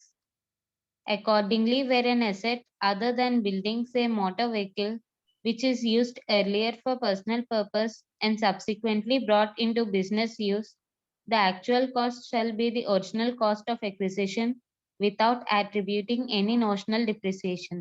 అమ్మా ఇక్కడ మనం బిల్డింగ్ కి స్టార్ మార్క్ ఎందుకు వేసుకున్నాం అంటే బిల్డింగ్ ఒక్కదానికి ప్రొవిజన్ అనేది అప్లికబుల్ అవుతుంది. ఇంతకుముందు మెషినరీ లాంటిది ఏదైనా సరే కారు లాంటి మెషినరీ లాంటివి ఏదైనా అదర్ దాన్ బిల్డింగ్ మనం ప్రీవియస్ గా 2010లో కొనేసి దాన్ని ఇప్పుడు అసెట్ బిజినెస్ లోకి తీసుకొస్తున్నాం అనుకోమ్మా, ఏ వాల్యూ తీసుకోవాలి? ఒరిజినల్ కాస్ట్ తీసుకోవాలి. Yes, sir. అందులో నుంచి మనం నోషనల్ డిప్రిసియేషన్ మైనస్ చేయొచ్చా? చేయకూడదు సార్. సో బిల్డింగ్ అయితే చేయాలి. బిల్డింగ్ తో పాటుగా ఇంకెక్కడ చేయాలి? నాన్ రెసిడెంట్ ఏదైనా అసెట్ తీసుకొస్తే అప్పుడు చేయాలి నోషనల్ డిప్రిసియేషన్. Yes sir. అలాగే 35 AD ని ప్రీవియస్ గా అలౌ చేసినప్పుడు మళ్ళీ యాడ్ బ్యాక్ చేస్తున్నారంటే అప్పుడు కూడా చేయాలి. Yes sir. అంతే, అర్థమైందమ్మా? అర్థమైంది సార్. రైట్, ఆఫ్ చేశాను. Nikhila, Yes, sir. సో అర్థమైందమ్మా so far Yes, actual sir, cost అర్థమైంది. డిటర్మినేషన్ అనేది? Yes, sir. So problem number 6 చదవమ్మా. Mrs. Loshni Limited purchased a machinery worth rupees 25 lakhs on 1st August 2020, out of which rupees 10 lakhs was financed through a loan from NBFC. The company borrowed the loan on 30th April 2020 at the rate of 12% per annum, specifically for the purpose of purchasing the machinery. The purchase consideration was settled in installment as follows. 17th July 2020, mode of payment through ECS, amount 17 lakhs. 31st July 2020, through cross check, 5,50,000. 15th August 2020, through cash, 2,50,000. You are asked to arrive at the value of the machinery as per the Income Tax Act. ఇప్పుడు మనం total గా pay చేసింది ఎంతమ్మా? 17 plus 5 lakh. 8 అంటే ఈ రెండు కలిపి 8 కదా, 25 sir. lakhs పే చేసాం. Yes, sir. So 25 lakhs cost of purchase. Yes, sir. దీనికి ఏముంటాయి? యాడ్ అడ్జస్ట్మెంట్స్, లెస్ అడ్జస్ట్మెంట్స్ అనేవి ఉంటాయి. Yes, sir. యాడ్ అడ్జస్ట్మెంట్స్ అనేది చెప్పాడమ్మా. Loan చెప్పాడు sir. లోన్ తీసుకున్నాం, ఓకే. Yes, sir. ఈ 25 లక్షల్లో వచ్చి 25 లక్షలు పే చేయడానికి మనం అందులో 10 లక్షల వరకు లోన్ కింద తీసుకున్నాం, ఓకే. Yes, yes, sir. ఇప్పుడు 34/2/2020 at the rate of 12% per annum, Yes, sir. specifically for the purpose of the purchasing the Machinery. purchasing the machinery. Yes, sir. ఇప్పుడు ఇందులోంచి యాడ్ అడ్జస్ట్మెంట్స్ అంటే దీనికి యాడ్ అయ్యే లెస్ అయ్యే చూస్తే ఫస్ట్ లెస్ అడ్జస్ట్మెంట్స్ చూసేద్దాం. Yes, sir. Installation గానీ ఏమన్నా ఉన్నాయమ్మా? Purchase consideration was settled in installments, sir. Late, sir. లేదు. సో లేదు, మన sir. దగ్గర ఉన్నది ఒకటే లెస్ అడ్జస్ట్మెంట్ ఏంటి? ఇది క్యాష్ లో పే చేసింది. Yes, sir. ECS crossed cheque, ఈ రెండు కూడా ఎలక్ట్రానిక్ కోడ్ ఒకటి, క్రాస్డ్ చెక్ ఒకటి. సో రెండు కూడా చెప్పిన మెథడాలజీస్ ప్రకారం ఉన్నాయి. Yes, sir. సో క్యాష్ మాత్రం లేదు కాబట్టి ఇక్కడ లెస్ అడ్జస్ట్మెంట్ ఏంటి? Amount Cash. Paid in cash. Yes, sir. ఎంత పే చేయొచ్చు? యాక్చువల్ గా అయితే కనుక 10,000 వరకు పే చేయొచ్చు Yes, sir. Per day per person. Yes, sir. ఇక్కడ 2,50,000 అంటే అంతకంటే ఎక్కువ కాబట్టి సింపుల్ గా ఏం చేస్తాం? ఒకే రోజు పే చేస్తాను, డేట్ కూడా ఇచ్చాడు. Yes, sir. సో కాబట్టి ఇది లెస్ మైనస్ అవుతుంది. Yes, sir. నెక్స్ట్ యాడ్, ఎంత యాడ్ Loan, అవుతుందమ్మా? Loan amount, sir. లోన్ అమౌంటా? Yes, sir. 10 lakhs ki చేయాలి sir adjustment. 10 lakhs మీద ఇంట్రెస్టా లేకపోతే 10 lakhs? 10 lakhs మీద interest, sir. ఇంట్రెస్ట్ ఎంత వరకు? 3 months, sir. 3 months. Okay. So ఇక్కడ మన అసెట్ ని పుట్ టు యూజ్ ఎప్పుడు చేసామమ్మా? 1st August, sir. 1st August ని. Yes, sir. పర్చేజ్డ్ అది. పుట్ టు యూజ్ నీకు తెలుసా? Yes, sir. put to use ఏం చెప్పలేదు sir. మరి మనం ఇంట్రెస్ట్ ని క్యాపిటలైజ్ చేసేది ఎక్కడ వరకు? Date of put to use, sir. To యూజే కదమ్మా. Yes, sir. So put to use అన్నప్పుడు అప్పుడు ఇంట్రెస్ట్ ఏం చేయాలి? పుట్ టు యూజ్ ఎక్కడ? ఏం తెలియదు కాబట్టి మనం ఏం తీసుకోవచ్చు? అజంప్షన్ తీసుకోవచ్చు అమ్మా. Yes, sir. Okay, what is my Yes, sir. Assumption? Date I mean put to use మనం కొన్న డేట్ వరకు అని తీసుకోవచ్చు సార్. కొన్న డేట్ వరకునా? కొన్న డేట్ ని వెంటనే ఉపయోగించేసాడని అర్థమా? అంటే ఇక్కడ కాదు సార్. లోన్ ఏప్రిల్లో తీసుకున్నాం, ఎస్ సార్. అసెట్ కొన్నాం ఆగస్ట్ లో కొన్నాం, ఎస్ సార్. 30th ఏప్రిల్ అంటే May, June, July, yes sir. August July కొనేసాం అంటే 3 months. Yes sir. కొన్న రోజునే మనం పుట్టు యూజ్ చేసామని అజంప్షన్ తీసుకోవచ్చా? తీసుకోవచ్చు సార్. అది తీసుకుంటే అప్పుడు 3 months కి మనం ఇంట్రెస్ట్ అనేది క్యాపిటలైజ్ చేయాలి. Yes sir. అంతేనా? Yes sir. సో అది అజంప్షన్ రాసుకోవాలమ్మా. Yes sir. ఓకే, 10 lakhs మీద ఇంట్రెస్ట్ రేట్ ఎంత? 12%. 12% సార్. Into 3 months sir. అంటే 3/12. Yes sir. అంటే ఎంతమ్మా? 30,000 సార్. సో 30,000 ఏంటి? పాజిటివ్ అడ్జస్ట్మెంట్ యాడ్ చేయాలి సార్. యాడ్ చేసాం. 25 lakhs కి 30,000 యాడ్ చేసాం. 25 lakh 30,000 అందులోంచి లెస్ అడ్జస్ట్మెంట్ మైనస్ చేస్తాం. ఎంత? Cash 2,50,000 sir. Okay, so cash ద్వారా పే చేసింది ఎంత? 2 lakh. Yes sir. 2,50,000 sir. So ఇక్కడ ఇంకొక విషయం మర్చిపోయాను, క్రాస్డ్ చెక్ అన్నాడు వీడు. అకౌంట్ పే ఉండాలా, క్రాస్డ్ చెక్ ఉండాలా? Cross account pay cheque or account pay draft or electronic mode of transfer అని అంటాడు. ఇక్కడ just crossed cheque, account pay cheque కాదు ఇది. Yes sir. అవునా? సో కాబట్టి ఇది కూడా మనకి డిజాల్వ్ అవుతుంది, ఇది కూడా యాడ్ బ్యాక్ అవుతుంది. Okay sir. Crossed cheque yes 5,50,000. 17,30,000 sir total. ఇక్కడ మనం చూసుకుంటే ఇక్కడ ఏమన్నాడమ్మా, 10,000 గురించి మాట్లాడినప్పుడు account pay cheque or account pay bank draft or out of electronic clearing system అని అన్నాడు. Yes sir.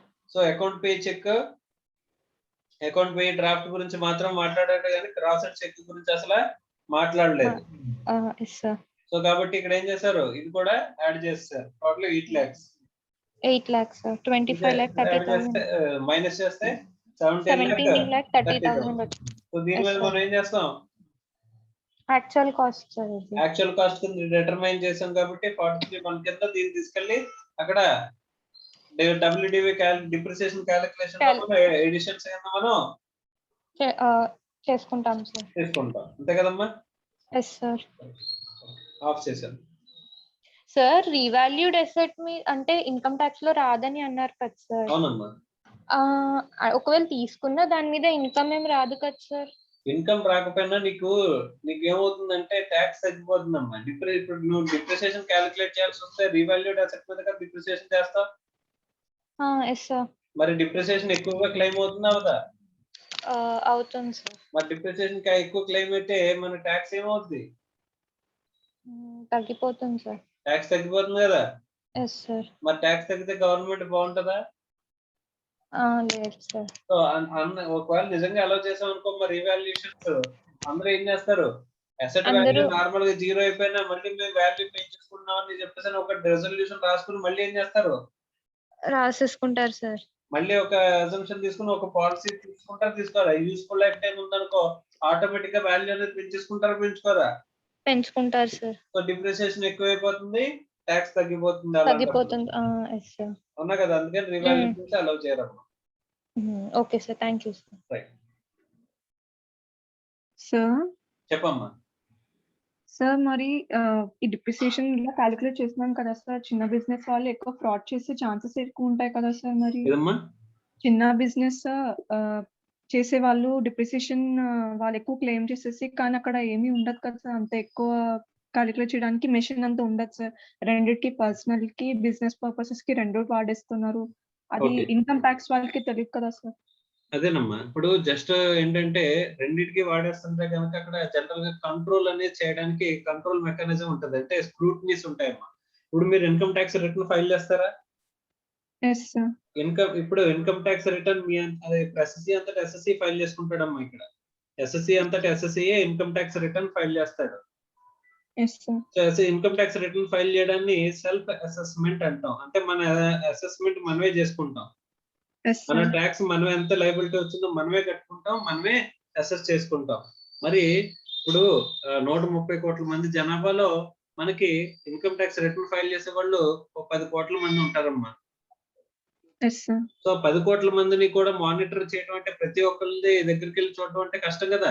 అందరూ రిటర్న్స్ కంపెనీ మన భారతదేశం అంటే మన గవర్నమెంట్ చేయాలంటే అది సాధ్యమయ్యే కాదు. అందుకోసం అని చెప్పేసి ఇక్కడ ఈ వాల్యూ చేసిన మెకానిజం ఏంటి, సెల్ఫ్ అసెస్మెంట్. ఎస్ఎస్సి అంతటా ఎస్ఎస్సిఏ అక్కడ ఏం చేయాలి, అసెస్ చేసుకోవాలి వాడి ఇన్కమ్ ని, వాడి ఇదిని. ఒకవేళ వాడు అసెస్ చేసుకున్న ఇన్కమ్ ట్యాక్స్ రిటర్న్ ఫైల్ చేసిన తర్వాత ఏమైనా మిస్టేక్స్ ఉన్నాయని చెప్పేసి వాడికి ఏమైనా డౌట్ వచ్చినా, లేకపోతే ర్యాండమ్ గానీ కొన్ని క్రైటీరియాస్ పెట్టుకుని ఏం చేస్తారంటే స్క్రూటినీ సెలెక్ట్ చేస్తారమ్మా. స్క్రూటినీ అంటే verification. Okay sir. Okay, so scrutiny అనేది చేసిన తర్వాత అక్కడ ఏ మిస్టేక్ లేదు అని చెప్పేసి మనం ప్రూవ్ చేసుకోవాలి. ఓకే, అప్పుడు స్క్రూటినీ ఆర్డర్ పాస్ చేస్తారమ్మా. స్క్రూటినీ అసెస్మెంట్ చేసి ఆర్డర్ పాస్ చేస్తారన్నమాట. ఒకవేళ ఏమైనా మనం తప్పులు చేసామనుకోమ్మా, ఇక్కడ దొరికేస్తాం అమ్మా. ఆ ర్యాండమ్ గా మనం సెలెక్ట్ చేసిన దాంట్లో, పిక్ చేసిన దాంట్లో కనుక మనం దొరికినట్లయితే అందులో స్క్రూటినీలో కంప్లీట్ గా as per income tax act ప్రకారం మన ఇన్కమ్ కంప్యూట్ అయిందా, దాని ప్రకారమే ట్యాక్స్ క్యాలిక్యులేట్ అయిందా, ఇవన్నీ కూడా వెరిఫికేషన్ జడ్జ్ చేస్తారు. చేసిన తర్వాత ఎక్కడైనా సరే ప్రాబ్లమ్స్ ఉంటే కనుక ఇమీడియట్ గా ఏం చేస్తారు, అక్కడ అసెస్ చేసేసి ట్యాక్స్ అనేది కట్టించేస్తారమ్మా విత్ ఇంట్రెస్ట్ పెనాల్టీ. సో అందుకని చిన్న బిజినెస్ కాదు, పెద్ద బిజినెస్ ఉన్నా సరే మిస్టేక్స్ చేయొచ్చు. కాకపోతే దేనికి భయపడాలి, స్క్రూటినీ దగ్గర భయపడాలి. స్క్రూటినీ భయపడాలి. స్క్రూటినీ వస్తే మళ్ళీ ట్యాక్స్ కట్టాల్సిన అవసరం ఉంటుంది అని చెప్పేసి భయపడాలమ్మా. అది తప్ప వేరే కంట్రోల్ అంటూ లేదు. Is it clear? Next sir, ఇంకొకటి ఏంటంటే కొన్ని బిజినెసెస్ లో యూస్ఫుల్ లైఫ్ అయిపోయిన తర్వాత కూడా అసెట్ ని కంటిన్యూ చేస్తారు కదా సార్ యూస్ చేయడం. అవునమ్మా, అసెట్ కంటిన్యూ అవుతుంది. బ్లాక్ లో అది అలా కంటిన్యూ అవుతూనే ఉంటుంది, వాల్యూ ఉండదు అంతే. ఓకే, ఎందుకంటే వన్స్ బ్లాక్ ఆఫ్ అసెట్స్ లోకి వచ్చిన తర్వాత అసెట్ ఇండివిజువల్ ఐడెంటిటీ కోల్పోతుంది కాబట్టి వాల్యూ ఉన్నా లేకపోయినా సరే ఇంకా కంటిన్యూ అవుతూ ఉంటుంది. ఇంకా దాని డిప్రిసియేషన్ ఉండదు. ఎందుకంటే అక్కడ ఏంటంటే ఇక్కడ మనకి డిప్రిసియేషన్ అనేది క్లెయిమ్ అవ్వకుండా అసెట్స్ ఉండొచ్చా సార్ అంటే ఎంచక్క ఉండొచ్చు. There is no issues, problem ఏం లేదు.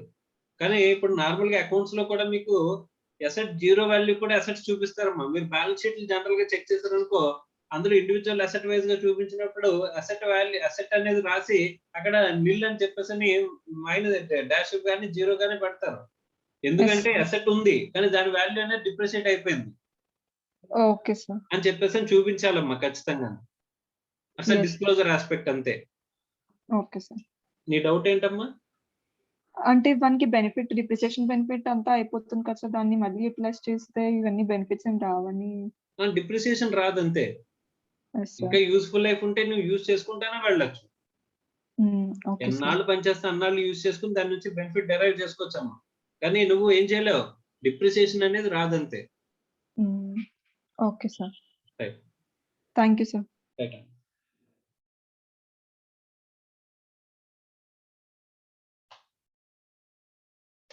నెక్స్ట్ శిరీష.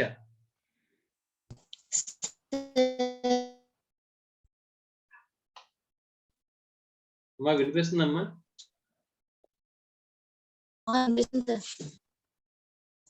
ఇప్పుడు అడిగింది నిన్నేనా? నిన్న ఇంకా అడగలేదు కదమ్మా? నీ వాయిస్ సరిగ్గా వినిపించట్లేదమ్మా, ఆఫ్ చేసే. Vamshika. Yes sir. Right. So next WDV, return on value, section 43 subsection 6 అంటున్నాడమ్మా. అదొకసారి చదవమ్మా. Okay sir. The percentage of depreciation as prescribed in the case of each block shall be applicable on the WDV computed at the end of the previous year relevant to the assessment year. The computation of return on value is as follows. Okay. WDV value అనేది ఎప్పుడు మనం calculate చేయాలమ్మా? Normal గా income tax లో WDV follow అవుతాం sir, except power generating దానికి SLM follow అవుతాం sir. అది కూడా ఫస్ట్ స్టార్టింగ్ డిప్రిసియేషన్ అనేది బ్లాక్ కి ఎప్పుడు క్యాలిక్యులేట్ చేయాలో అని అడుగుతున్నారు క్వశ్చన్. బ్లాక్ కి last day of the previous year end of the previous year. End of the previous అంటే last day of the previous year మనం చూసుకోవాలన్నమాట. Yes sir. నార్మల్ గా క్యాపిటల్ గెయిన్స్ లో కూడా మనం మాట్లాడుకున్నాం.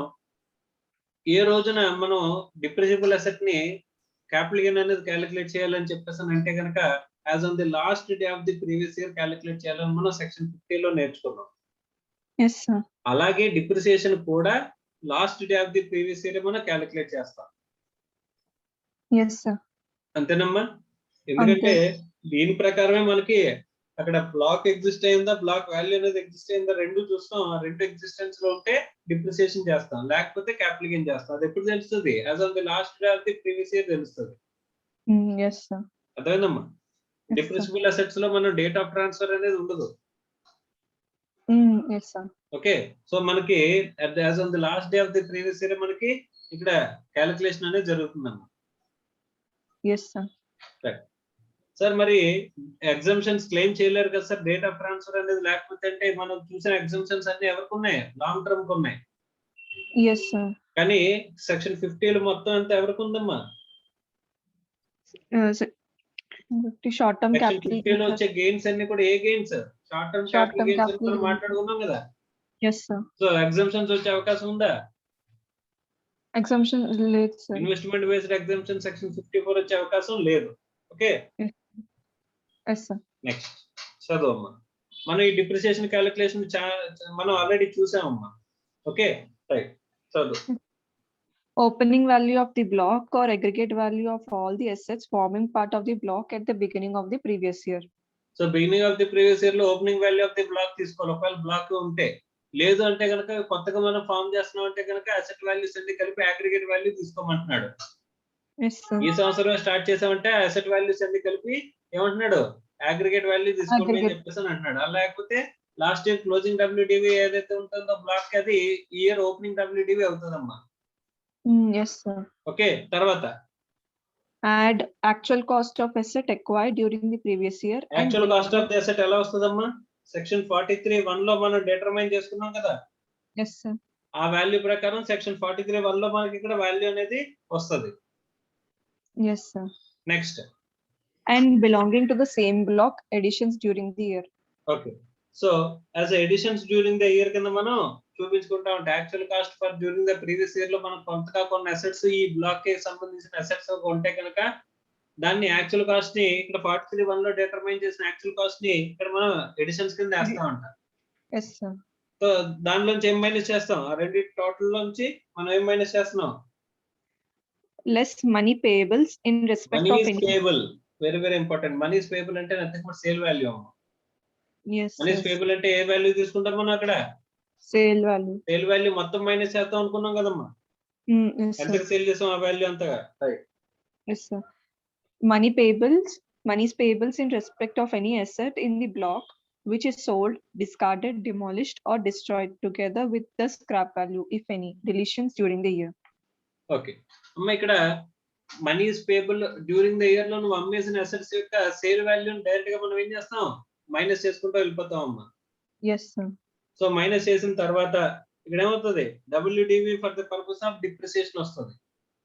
దాని మీద డిప్రిసియేషన్ డిప్రిసియేషన్ అనేది మనం ప్రిస్క్రైబ్డ్ రేట్స్ ప్రకారం మనం అలో చేస్తాం. తీసేస్తే క్లోజింగ్ బ్లాక్ వస్తుంది. Yes sir. ఈ క్లోజింగ్ బ్లాక్ ఏమవుతుంది? Value of the block next year కి ఓపెనింగ్ బ్లాక్ అవుతుంది sir next. Opening value of the block అనేది అవుతుంది. Yes sir. అర్థమైందమ్మా? Yes sir. అమ్మా, ఒక చిన్న డౌట్ అడగచ్చా నేను? Yes sir. ఇప్పుడు మనం ఇన్కమ్ ట్యాక్స్ యాక్ట్ లోని ఇలా డిప్రిసియేషన్స్ అయ్యి క్యాలిక్యులేషన్ చెప్తున్నాం కదా. Yes sir. మరి వీటిని బుక్స్ లో ఎలా అడ్జస్ట్ చేస్తా ఉంటావు? మన అకౌంట్స్ లో మనం కంపెనీస్ యాక్ట్ ఉందనుకో, మా కంపెనీస్ యాక్ట్ ప్రకారం అకౌంట్స్ లో SLM ఫాలో అవుతున్నాను నేను. Yes sir. మరి మన ఇన్కమ్ ట్యాక్స్ యాక్ట్ లో మరి అసెట్ వాల్యూ ఇలా మనం క్యాలిక్యులేట్ చేసి ఇలా వాల్యూ అనేది మనం మెయింటైన్ చేస్తున్నాం. Yes sir. దీనికి సంబంధించిన అడ్జస్ట్మెంట్ కి ఎంట్రీస్ ఏముంటాయి నా క్వశ్చన్? దాన్ని అకౌంట్ బుక్స్ లో ఎంట్రీస్ ఏముంటాయి? దాన్ని ఎక్స్పెండిచర్ కింద క్లెయిమ్ చేయకుండా జస్ట్ క్యాపిటలైజ్ చేసేస్తాం అనుకుంటున్నాను అంటే సార్. మన బుక్స్ లో asset values depreciation income tax act ప్రకారం ఉంటాయా, లేకపోతే కంపెనీస్ యాక్ట్ ప్రకారం ఉంటాయా? నా క్వశ్చన్ అది. ఇన్కమ్ ట్యాక్స్ ప్రకారం ఉంటది సార్. మన బుక్స్ ఆఫ్ అకౌంట్స్ లో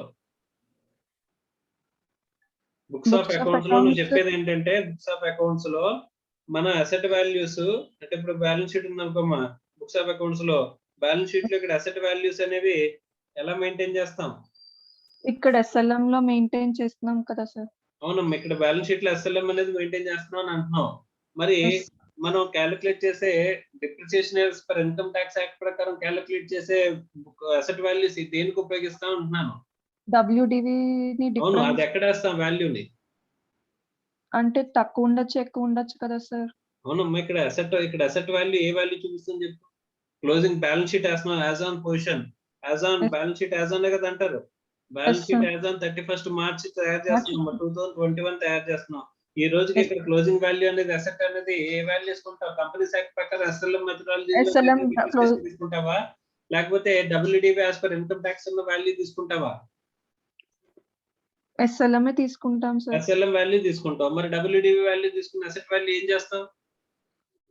అంటే బ్యాలెన్స్ షీట్ లో అడ్జస్ట్ చేయవా దాన్ని? చేయాలి సార్. చేయాలి కదా, ఎలా చేయాలంటున్నాను అంటే చేస్తే ఇక్కడ క్లోజింగ్ ఒకవేళ అడ్జస్ట్ చేస్తే క్లోజింగ్ వాల్యూ ఎంత కనిపిస్తుంది? క్లోజింగ్ వాల్యూ WDV వాల్యూ అంటే ఇన్కమ్ ట్యాక్స్ యాక్ట్ ప్రకారం ఉన్న డిప్రిసియేషన్ వాల్యూ కదా కనిపిస్తుంది. yes sir. అంటే క్లోజింగ్ ఎంత రావాలి? క్లోజింగ్ WDV కి ఈక్వల్ అవ్వాలి సార్. WDV కి ఈక్వల్ అవ్వాలంటే క్లోజింగ్ ఏ వాల్యూ కనిపించాలి? WDV ఆఫ్ ది అసెట్ అనేది కనిపించాలి, అంతేనా? yes sir. నీ ఆన్సర్ ఇది, అవునా? అనుకున్నా సార్. అనుకుంటున్నావు, right. So this is totally completely wrong. yes sir. Okay, మన బుక్స్ ఆఫ్ అకౌంట్స్ లో వాల్యూస్ అనేవి ఎప్పటికీ కూడా మనం మార్చకూడదు. అంటే SLM అంటే SLM మెథడాలజీ ప్రకారమే చేసుకుంటూ వెళ్ళాలి. yes sir. మరి మనం ఈ WDV ప్రకారం షెడ్యూల్స్ అయ్యి సెపరేట్ గా ప్రిపేర్ చేసి పెట్టుకోవాలా సార్? అంటే yes, we have to maintain these schedules separately. This cannot be adjusted with the actual yes, books of accounts. Actual books of accounts తో సంబంధం లేకుండా విడిగా షెడ్యూల్స్ మెయింటైన్ చేయాలంటాం. Okay sir. మరి ఇక్కడ క్లోజింగ్ WDV వాల్యూస్ ఉంటాయి కదా సార్, బ్లాక్ వి, అవి ఏం ఎక్కడ అడ్జస్ట్ చేయాల్సిన అవసరం లేదు, ఎక్కడ అడ్జస్ట్ చేయాల్సిన అవసరం లేదు. ఇక్కడ డిప్రిసియేషన్ ఏదైతే క్యాలిక్యులేట్ చేస్తామో ఈ డిప్రిసియేషన్ ని మనం సపోజ్ ఒక విషయం చెప్పమ్మా, P&L లో డిప్రిసియేషన్ వేస్తావు కదా? yes sir. P&L లో వేసే డిప్రిసియేషన్ SLM ప్రకారం డిప్రిసియేషన్ వేస్తావా, WDV ప్రకారం డిప్రిసియేషన్ వేస్తావా? SLM ప్రకారం వేస్తాం సార్. మరి ప్రాఫిట్ ఎలా తెలుస్తుంది నీకు? ఇన్కమ్ ట్యాక్స్ యాక్ట్ ప్రకారం SLM ప్రకారం వేసావు అనుకుందామమ్మా. yes sir. నీకు ఇక్కడ ప్రాఫిట్ అనేది ఇక్కడ ప్రాఫిట్ మీద ట్యాక్స్ కడతావు కదా? yes sir. మరి ప్రాఫిట్ ఏ ప్రాఫిట్ రావాలి నీకు? ఇన్కమ్ ట్యాక్స్ ప్రకారం. మరి ఇన్కమ్ ట్యాక్స్ యాక్ట్ ప్రకారం ప్రాఫిట్ కావాలంటే SLM ప్రకారం డిప్రిసియేషన్ క్యాలిక్యులేట్ చేస్తే ఇన్కమ్ ట్యాక్స్ ప్రాఫిట్ వస్తుందా? రాదు సార్. మరి అలాంటప్పుడు ఏం చేయాలి? షెడ్యూల్స్ కి అడ్జస్ట్ చేయాలి సార్. షెడ్యూల్ కి అడ్జస్ట్ చేయాలా? అంటే బుక్స్ లో మనం డిప్రిసియేషన్ SLM చూపిస్తాం, P&L లో అయితే WDV చూపించాలి సార్. నేను కన్ఫ్యూజ్ చేయడానికి చాలా చెప్తుంటాను సార్. అంటే దీనికి సెపరేట్ గా దానికి సెపరేట్ గా మెయింటైన్ చేయొచ్చు కదా సార్? అంటే రెండు బుక్స్ ఆఫ్ అకౌంట్స్ మెయింటైన్ చేయాలంటున్నాను నువ్వు. సో ఇది ఏమంటారు, మన అకౌంట్స్ ప్రకారం కంపెనీస్ యాక్ట్ ని కంప్లై చేయడానికి అకౌంట్స్ ప్రకారం books of accounts, okay. Income tax act ని కంప్లై చేయడానికి ఇన్కమ్ ట్యాక్స్ యాక్ట్ ప్రకారం books of accounts, P&L, balance sheet ఇలాగ సపరేట్ గా మనం చూపిస్తామా? ఇదేమో తీసుకెళ్లి కంపెనీస్ యాక్ట్ ఒకటికి సబ్మిట్ చేస్తాం, ఇదేమో తీసుకెళ్లి ఇన్కమ్ ట్యాక్స్ యాక్ట్ ఒకటికి సబ్మిట్ చేస్తాం, అంతేనా? ఇలాగే చేయాలా? No sir. అంటే రెండు సెట్ ఆఫ్ బుక్స్ మెయింటైన్ చేయాలా మనం? No sir. అప్పుడు నువ్వు చెప్పింది అలాగే ఉంది. దీనికి షెడ్యూల్ ఎలా ప్రిపేర్ చేసామో దానికి కూడా అలాగే షెడ్యూల్స్ ప్రిపేర్ చేస్తే సరిపోతుంది. ఇక్కడ షెడ్యూల్ ప్రిపేర్ చేసినట్టు ఇన్కమ్ ని కంప్యూట్ చేసేయడానికి, అంటే ప్రాఫిట్ ని టాక్సబుల్ ప్రాఫిట్ ని కంప్యూట్ చేయడానికి, ఇన్కమ్ ట్యాక్స్ ప్రకారం టాక్సబుల్ ప్రాఫిట్ ని కంప్యూట్ చేయడానికి సెపరేట్ కంప్యూటేషన్ అనేది ఉండాలి అని చెప్పేసి అంటున్నాను, అంతేనా? yes sir. రైట్. అంటే ఇక్కడ P&L లో డిప్రిసియేషన్ అనేది SLM ప్రకారమే వేయాలి సార్. ఇక్కడ profit as per P&L account అని రాసి yes sir. ఒక అమౌంట్ వేసుకుంటాం. ఇక్కడ P&L లో కనిపించిన అమౌంట్ మనం వేసుకుంటాం. But it is not taxable profit. yes sir, మరి ట్యాక్సిబుల్ ప్రాఫిట్ ఎలా వస్తుంది? ఇక్కడ ఉన్న depreciation as per SLM minus చేసి యాడ్ చేయాలి. Sorry, depreciation as per SLM అనేది ఏం చేయాలి? యాడ్ చేసేసి మైనస్ ఏం చేయాలి? WDV depreciation as per income tax act WDV yes sir, minus చేస్తే అప్పుడు వచ్చే ప్రాఫిట్ ఏమవుద్ది? as per income tax taxable guidelines profit అనేది అవుతుంది. yes sir, అంతేనమ్మా? yes sir,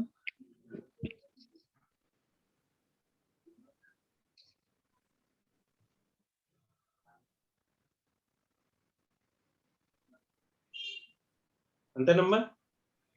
అలాగే అనుకుంటున్నాను sir. Right. So this is taxable profit. Okay, okay.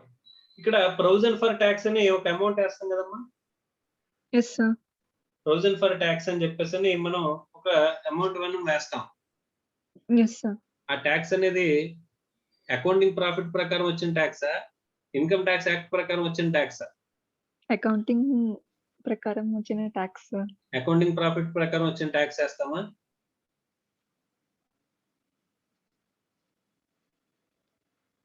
మనం పే చేసే ట్యాక్స్ ఉంటుందా ఇక్కడ, లేకపోతే అకౌంటింగ్ ప్రకారం వచ్చిన ట్యాక్స్ ఉంటుందా? ఎందుకంటే ప్రాఫిట్ వేరు కాబట్టి ట్యాక్స్లు కూడా మారిపోతాయి కదా.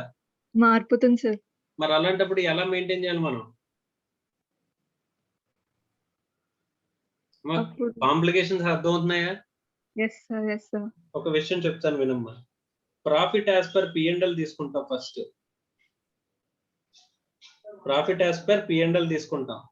ఓకే, దీనికి ఇక్కడ ఎక్స్పెన్సెస్ మనకి P&L లో ఎక్స్పెన్స్ వేస్తాం కదమ్మా. yes sir, అవి అకౌంట్స్ ప్రకారం అలౌ చేయొచ్చు, కంపెనీస్ యాక్ట్ ప్రకారం అలౌ చేయొచ్చు, కానీ ఇన్కమ్ ట్యాక్స్ యాక్ట్ ప్రకారం అలౌ చేయరు. okay sir, కొన్ని ఎక్స్పెండిచర్స్ ని ఏం చేయరంట, అలౌ చేయరంట. అలాంటి వాటిని ఏం చేస్తారు? డిజలో చేస్తారు.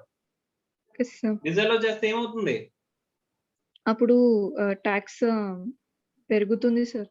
ప్రాఫిట్ పెరుగుతుంది కదా. ప్రాఫిట్ పెరుగుతుంది సార్. సో ప్రాఫిట్ పెరగాలంటే ఏం చేయాలి? ప్రాఫిట్ యాజ్ పర్ P&L తీసుకుని టాక్సబుల్ ప్రాఫిట్ క్యాలిక్యులేట్ చేసేటప్పుడు టాక్సబుల్ ప్రాఫిట్ ఎలా క్యాలిక్యులేట్ చేయాలని చెప్పేసానంటే, ఇక్కడ ఇన్కమ్ ట్యాక్స్ యాక్ట్ ప్రకారం టాక్సబుల్ ప్రాఫిట్ అనేది క్యాలిక్యులేషన్ ఎలా చేయాలంటే కనుక profit as per P&L account తీసుకుని దానికి ఏం యాడ్ చేస్తాం? Add expenses disallowed expenses disallowed. Okay, as per sections, ఏ సెక్షన్ అయితే ఆ సెక్షన్ రాస్తాం, వాల్యూ వేసుకుంటాం. ఇప్పుడు P&L లో మనకి ఎక్స్పెండిచర్ క్లెయిమ్ చేయనివి కూడా ఒక ఇన్కమ్ ట్యాక్స్ యాక్ట్ లో అలౌ చేస్తారు కదా. Like capital expenditure under section scientific research and 35 AD ఇలాంటి ఎక్స్పెండిచర్స్ లో క్యాపిటల్ ఎక్స్పెండిచర్ కూడా అలౌ చేస్తున్నాం. నార్మల్ గా ఇన్కమ్ ట్యాక్స్ కంపెనీస్ యాక్ట్ లో ఎక్కడైనా సరే క్యాపిటల్ ఎక్స్పెండిచర్ ని P&L చార్జ్ చేయమంటాడా?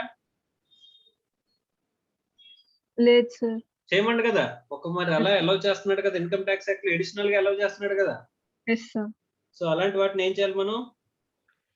లెస్ చేయాలి. Expenses allowed under income tax act. Okay, అది మైనస్ చేస్తున్నాం. నెక్స్ట్ ఇన్కమ్స్ చూడమ్మా. ఇన్కమ్స్ లో P&L లో నీకు ఇన్కమ్ వేసాడు ఒక అమౌంట్. ఆ ఇన్కమ్ అనేది నీకు ఇన్కమ్ ట్యాక్స్ యాక్ట్ లో ఇది ఇన్కమ్ కింద ట్రీట్ చేయరంట. ఓకే, అలాంటప్పుడు ఏం చేయాలి? మైనస్ చేయాలా, లెస్ చేయాలా? యాడ్ చేయాలా, మైనస్ చేయాలా? లెస్ చేయాలి సార్. లెస్ ఏంటి? Incomes not considered. ఇక్కడ కొన్ని అదర్ హెడ్స్ లో కన్సిడర్ చేసే ఉంటాయి, అసలు కన్సిడర్ చేయని ఉంటాయి. నాట్ కన్సిడర్డ్ అండర్ బిజినెస్ అనేవి ఏం చేస్తాం? లెస్ చేస్తాం సార్. ఇప్పుడు బ్యాలెన్సింగ్ ఛార్జ్ లాంటి ప్రొవిజన్స్ ఉన్నాయి. అది నార్మల్ గా ఎక్కడ కూడా మనం ప్రాఫిట్ కింద ట్రీట్ చేయం అకౌంట్స్ లో. అంతే కదా కంపెనీస్ యాక్ట్ ప్రకారం. అలాంటివి P&L లో లేవు. ఇప్పుడు మనం ఏం చేస్తాం? యాడ్ చేస్తాం సార్. యాడ్ చేస్తాం. Incomes to be considered under income tax act. ఇవి యాడ్ చేస్తాం అమ్మా.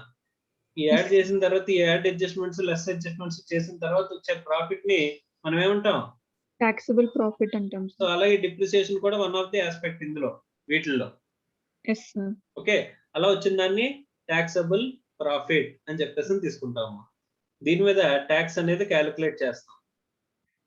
Yes sir. ఓకే, ఈ ట్యాక్స్ అనేది మనకి కరెంట్ ట్యాక్స్ అవుతుందమ్మా. ఏమవుతుంది? కరెంట్ ట్యాక్స్ అనేది అవుతుంది. Yes sir. మనకి P&L లో మనం చూపించుకునే ప్రొవిజన్ ఫర్ ట్యాక్స్ అనేది ఏదైతే ఉంటుందో అది ఏమవుతుందంటే ట్యాక్స్ ఎక్స్పెన్స్ అని రాస్తారమ్మా. ఏమంటారు? ట్యాక్స్ ఎక్స్పెన్స్ అంటారు. కంపెనీస్ యాక్ట్ లో షెడ్యూల్ 3 ఫార్మాట్ ఉంటదమ్మా. అంటే P&L బ్యాలెన్స్ షీట్ ఎలా తయారు చేయాలనేది ఉంటది. అందులో P&L లో one of the item of for the tax is tax expense. Yes, sir. The tax expense consists of two parts. First one is current tax and second one is deferred tax. Yes. Okay, ఈ current tax అంటే ఏంటంటే income tax act ప్రకారం నీకు వచ్చిన tax ని current tax అంటారు. Yes, sir. ఇప్పుడు ఇక్కడ ప్రాఫిట్ ఇన్కమ్ ట్యాక్స్ యాక్ట్ ప్రకారం వచ్చిన ప్రాఫిట్ కి కంపెనీస్ యాక్ట్ ప్రకారం వచ్చిన ప్రాఫిట్ కి రెండిటికి డిఫరెన్స్ ఉంటాయి కదమ్మా. Yes, sir. ఈ డిఫరెన్సెస్ ని అనలైజ్ చేసి ఈ డిఫరెన్సెస్ ని అనలైజ్ చేస్తారంట. ఈ డిఫరెన్సెస్ ని అనలైజ్ ఎలా చేస్తారంటే permanent differences, temporary differences or timing differences అని చెప్పేసి timing differences or temporary differences అని చెప్పేసి మనం బైఫర్కేట్ చేయాలంటమ్మా. Yes, sir. ఈ టెంపరరీ ఆర్ టైమింగ్ డిఫరెన్సెస్ ని ఉంటే కనుక దానికి డిఫర్డ్ ట్యాక్స్ క్రియేట్ చేయాలంట. ఏం చేయాలి? డిఫర్డ్ ట్యాక్స్ అనేది క్రియేట్ చేయాలి. పర్మనెంట్ డిఫరెన్సెస్ ని ఎలాగో వదిలేస్తాం. We will not do anything. Yes, sir. So అలా డిఫర్డ్ ట్యాక్స్ అనేది మనం క్రియేట్ చేస్తాం. అంటే ఈ రోజున నీకు ట్యాక్స్ ఎక్కువ కట్టి ఉండొచ్చు నువ్వు, కానీ ఫ్యూచర్ లో ఏమవుతుంది? దానివల్ల ట్యాక్స్ తగ్గుతుంది అనుకుంటే కనుక అప్పుడు ఏమవుతుంది? ఇప్పుడు మనకి ఇక్కడ ఎక్స్పెండిచర్ ని ఈ ఇయర్ లో నీకు అలో చేయట్లేదు అకౌంట్స్ లో, Yes, sir. కానీ ఇన్కమ్ ట్యాక్స్ యాక్ట్ లో అలో చేస్తున్నారంట. Yes, sir. అలాంటప్పుడు దాని ఇంపాక్ట్ ఏమవుతుందమ్మా? కరెంట్ ఇయర్ అకౌంటింగ్ ప్రాఫిట్ ఎక్కువ ఉంటది. Yes, sir. ఈసారి నీకు అకౌంట్స్ ప్రకారం ఎక్స్పెండిచర్ అలో చేయట్లా, Yes, sir. కానీ ఇన్కమ్ ట్యాక్స్ యాక్ట్ ప్రకారం మాత్రం ఎక్స్పెండిచర్ అలో చేసేస్తున్నారు. Yes, sir. అప్పుడు ఏమవుద్ది? అకౌంటింగ్ ప్రాఫిట్ ఎక్కువ ఉంటది, పెరుగుతుంది. Yes, sir. ఇన్కమ్ ట్యాక్స్ ప్రకారం ప్రాఫిట్ తక్కువ ఉంటది. అవును సార్. రేపు పొద్దున్న అది నెక్స్ట్ ఇయర్ ఏమవుతుంది? అకౌంటింగ్ ప్రకారం ఎక్స్పెండిచర్ అలో అవుతుంది. Yes, sir. Next income tax act ప్రకారం ఆల్రెడీ అలో చేస్తారు కాబట్టి ఇక్కడ అలో అవ్వదు. Yes, sir. నెక్స్ట్ ఇయర్ కి ఏమవుతుంది? తగ్గుతుంది. ట్యాక్స్ ప్రాఫిట్ ఎక్కువ ఉంటది, అకౌంటింగ్ ప్రాఫిట్ తక్కువ ఉంటది. అవును సార్. సో ఫస్ట్ ఇయర్ అయితే ఎలా ఉన్నది, సెకండ్ ఇయర్ కి వచ్చేసరికి ఇలా మారిపోతుంది. దాని ఇంపాక్ట్ ఇయర్ కి వచ్చేసరికి. Yes, sir. అవునా కదా? అంటే అవును. It is just a timing difference. అవునా? Yes, sir. ఆ టైమింగ్ డిఫరెన్సెస్ ని అడ్జస్ట్ చేస్తూ ఏం చేస్తారంట? ఈ డిఫర్డ్ ట్యాక్స్ అనేది క్యాలిక్యులేట్ చేస్తారు. లయబిలిటీ అయితే లయబిలిటీ, అసెట్ అయితే అసెట్ క్రియేట్ చేస్తారు.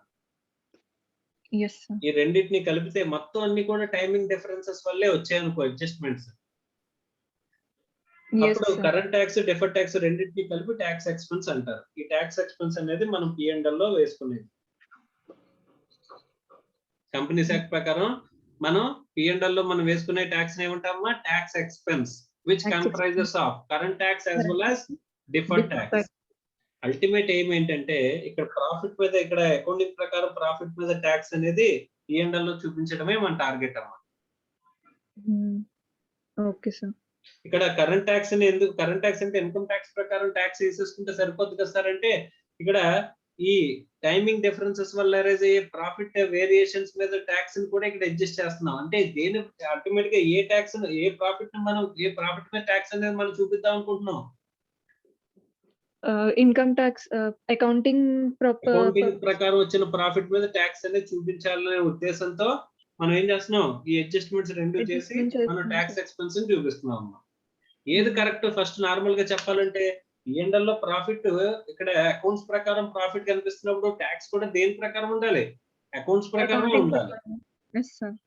అర్థమైందమ్మా? కానీ ఆ ట్యాక్స్ అనేది అకౌంట్స్ ప్రకారం ఉండాలని చెప్పేసి ట్యాక్స్ క్యాలిక్యులేట్ చేద్దాం అంటే, అకౌంట్స్ ప్రకారం ట్యాక్స్ క్యాలిక్యులేట్ చేద్దాం అంటే దాన్ని కొంచెం రియలిస్టిక్ వేలో ప్రజెంట్ చేయాలనుకున్నారు. దానికోసమే కరెంట్ ట్యాక్స్, డిఫర్డ్ ట్యాక్స్ అని చెప్పేసి విడదీశారమ్మా దాన్ని.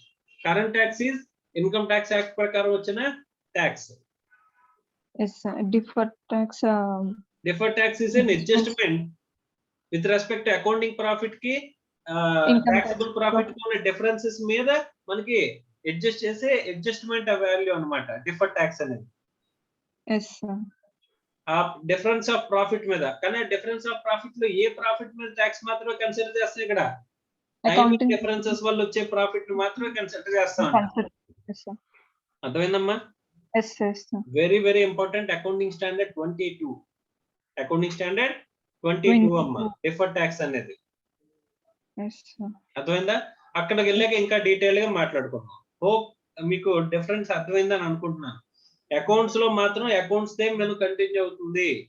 ఇదంతా కూడా అవుట్ ఆఫ్, అంటే ఈ depreciation WTV schedule black of assets concept కానీ, లేకపోతే ఇక్కడ టాక్సబుల్ ప్రాఫిట్ కంప్యూటేషన్ కానీ, it is totally out of the accounts. దీనికి సంబంధించిన అడ్జస్ట్మెంట్స్ మీరు అకౌంట్స్ లో చేయకూడదు. Yes, sir. అర్థమైందా? అకౌంటింగ్ ఎంట్రీస్ పాస్ చేయొచ్చా? వీటికి సంబంధించింది పాస్ చేయకూడదు. చేయకూడదు. ఇప్పుడు మనం చూసే అలవెన్సెస్, డిసలవెన్సెస్, ఇప్పుడు మనం అలవెన్సెస్ స్టార్ట్ చేసామమ్మా. అలౌబుల్ ఎక్స్పెండిచర్ అని చెప్పేసి మనం అలౌబుల్ డిడక్షన్స్ అని చెప్పేసి సెక్షన్ 30 to 37 అని మొదలెట్టాం మనం. Yes, sir. ట్రావెల్ అవుతూ 32 వరకు వచ్చాం మనం. Yes, sir. సో ఇదంతా కూడా అలౌబుల్ అంటే ఇన్కమ్ ట్యాక్స్ ప్రకారం అలౌ చేసే వాటి గురించి మనం మాట్లాడుకుంటున్నాం. అవును సార్. అంతేనమ్మా? Yes sir. రైట్. సో ఇక్కడ వీటన్నిటికి సంబంధించింది ఇక్కడ మనం మాట్లాడుతున్నాము. కానీ ఇక్కడ ఈ అడ్జస్ట్మెంట్స్ అనేవి అవుట్ ఆఫ్ బుక్స్ అడ్జస్ట్మెంట్స్ అనేవి. సో ఇక్కడ ఇన్కమ్ టాక్సబుల్ ప్రాఫిట్ క్యాలిక్యులేట్ చేయడానికి సెపరేట్ స్టేట్మెంట్ ఉండాలి. ఇక్కడ WTV షెడ్యూల్ కి సెపరేట్ స్టేట్మెంట్ ఉండాలి, which is apart from the SLM. అంటే కంపెనీస్ యాక్ట్ ప్రకారం కనుక మీరు బుక్స్ ఆఫ్ అకౌంట్స్ మెయింటైన్ చేస్తే బుక్స్ ఆఫ్ అకౌంట్స్ ఒకటే ఉంటాయి, 2 sets of books of accounts అవసరం లేదు. ఒకే set of books of accounts. అదంతా కూడా దేని ప్రకారం? మన అకౌంటింగ్ ప్రాఫిట్ ని ప్రకారం వెళ్తుంది. అదే అథారిటీస్ అందరికీ కూడా సబ్మిట్ చేసేది కూడా అదే. మరి ఇన్కమ్ ట్యాక్స్ వాడు అడుగుతాడు, బాబు మరి నాకు ప్రాఫిట్ ఎలా క్యాలిక్యులేట్ చేసావని నాకు ఎలా తెలుస్తుంది? అంతే కదమ్మా. అకౌంటింగ్ ప్రాఫిట్ చూసి నేను ట్యాక్స్ వేయలేను కదా నీకు.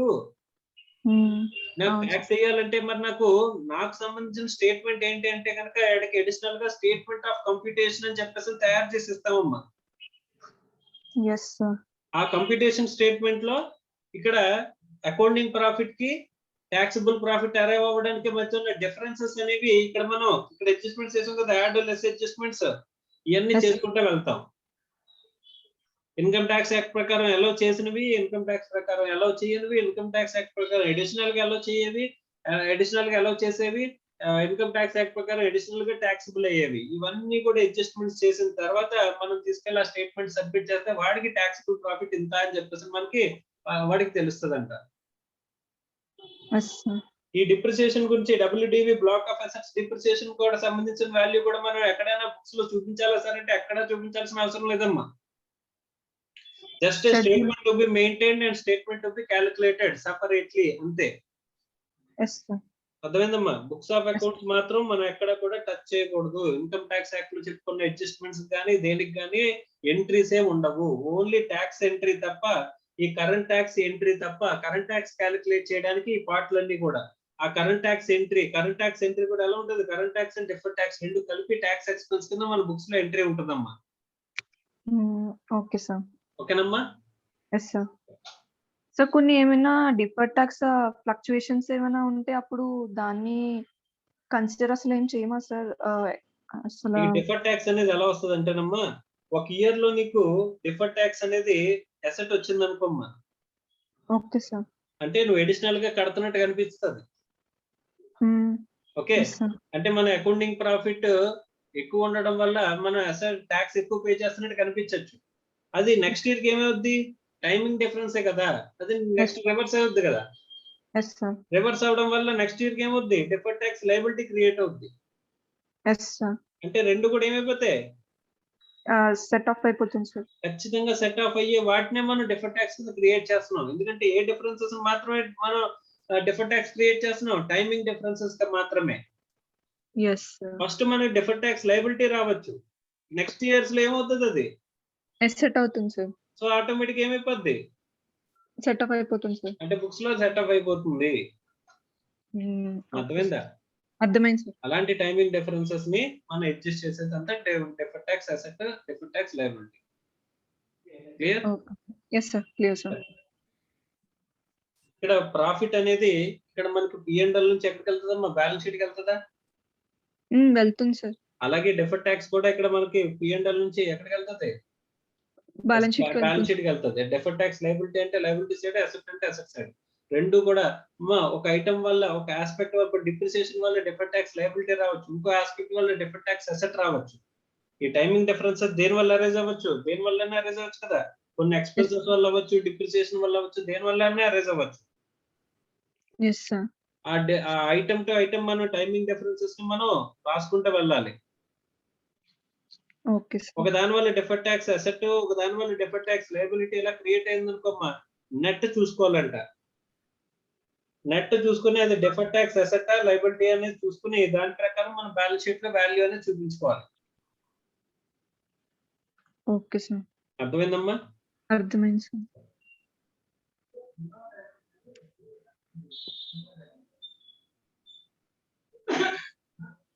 నెక్స్ట్ అడిషనల్ పాయింట్స్ చదవమ్మా. సార్ చెప్పమ్మా. సార్ మరి ఒక అది డిస్ట్రిబ్యూషన్ కి SLM మెథడ్ వాడుతున్నామని చెప్పారు కదా సార్, డిప్రిసియేషన్.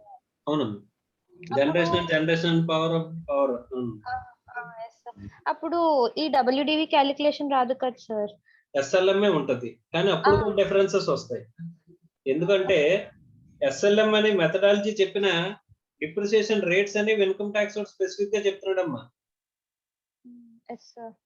ఒకవేళ ఈ డిప్రిసియేషన్ రేట్స్ నువ్వు అకౌంట్స్ లో కూడా నువ్వు ఫాలో అవుతున్నావు అనుకోమ్మా, అకౌంట్స్ లో మనం ఎలా తీసుకుంటాం? డిప్రిసియేషన్ రేట్స్ యూస్ఫుల్ లైఫ్ ని బేస్ చేసుకుని తీసుకుంటాం. అకౌంటింగ్ స్టాండర్డ్ 10 చెప్తుందమ్మా మనకి డిప్రిసియేషన్ గురించి, అసెట్స్ మీద డిప్రిసియేషన్ గురించి. అక్కడ ఏం చెప్పిందంటే యూస్ఫుల్ లైఫ్ ని బేస్ చేసుకుని తీసుకోమంటున్నాడు.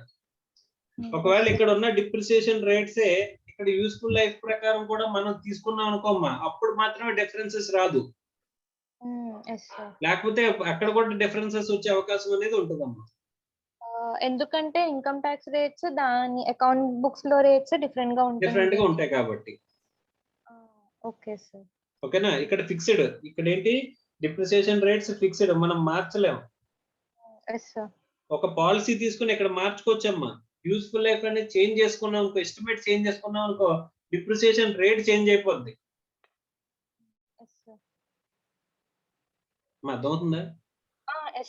కానీ ఇక్కడ మాత్రం ఫిక్స్డ్ డిప్రిసియేషన్, యూస్ఫుల్ లైఫ్ తప్ప ఏమీ లేదు. ఇక్కడ డైరెక్ట్ గా ఫిక్స్డ్ గా చెప్పిన డిప్రిసియేషన్ రేటే మనం తీసుకోవాలి. అర్థమైందమ్మా? రైట్. సో ఇంకేమైనా డౌట్స్ ఉన్నాయమ్మా? లేదు sir, thank you sir. Right. So hopefully ఇక్కడ మీరు ఏం అర్థం చేసుకోవాలంటే, ఇక్కడ ఇన్కమ్ ట్యాక్స్ యాక్ట్ లో మన క్యాలిక్యులేషన్స్ చెప్పుకోవటం దానికి అకౌంట్స్ లో చేస్తున్న క్యాలిక్యులేషన్స్ కి కన్ఫ్యూజ్ అయిపోకూడదు. దీన్ని తీసుకెళ్ళి దాంట్లో ఎంట్రీలో, దాన్ని తీసుకెళ్ళి దీంట్లో ఎంట్రీలో మనం అలాంటివి చేయకూడదు. ఓకే. సో ఈ పర్టికులర్ ఇవాళ చెప్పుకున్న ఈ క్లాస్ నెరేషన్ ఏదైతే ఉందో that is very very important. అర్థమవుతుందమ్మా? సో ఈ క్లాసిఫికేషన్ అనేది మన బ్రెయిన్ లో ఉండాలి.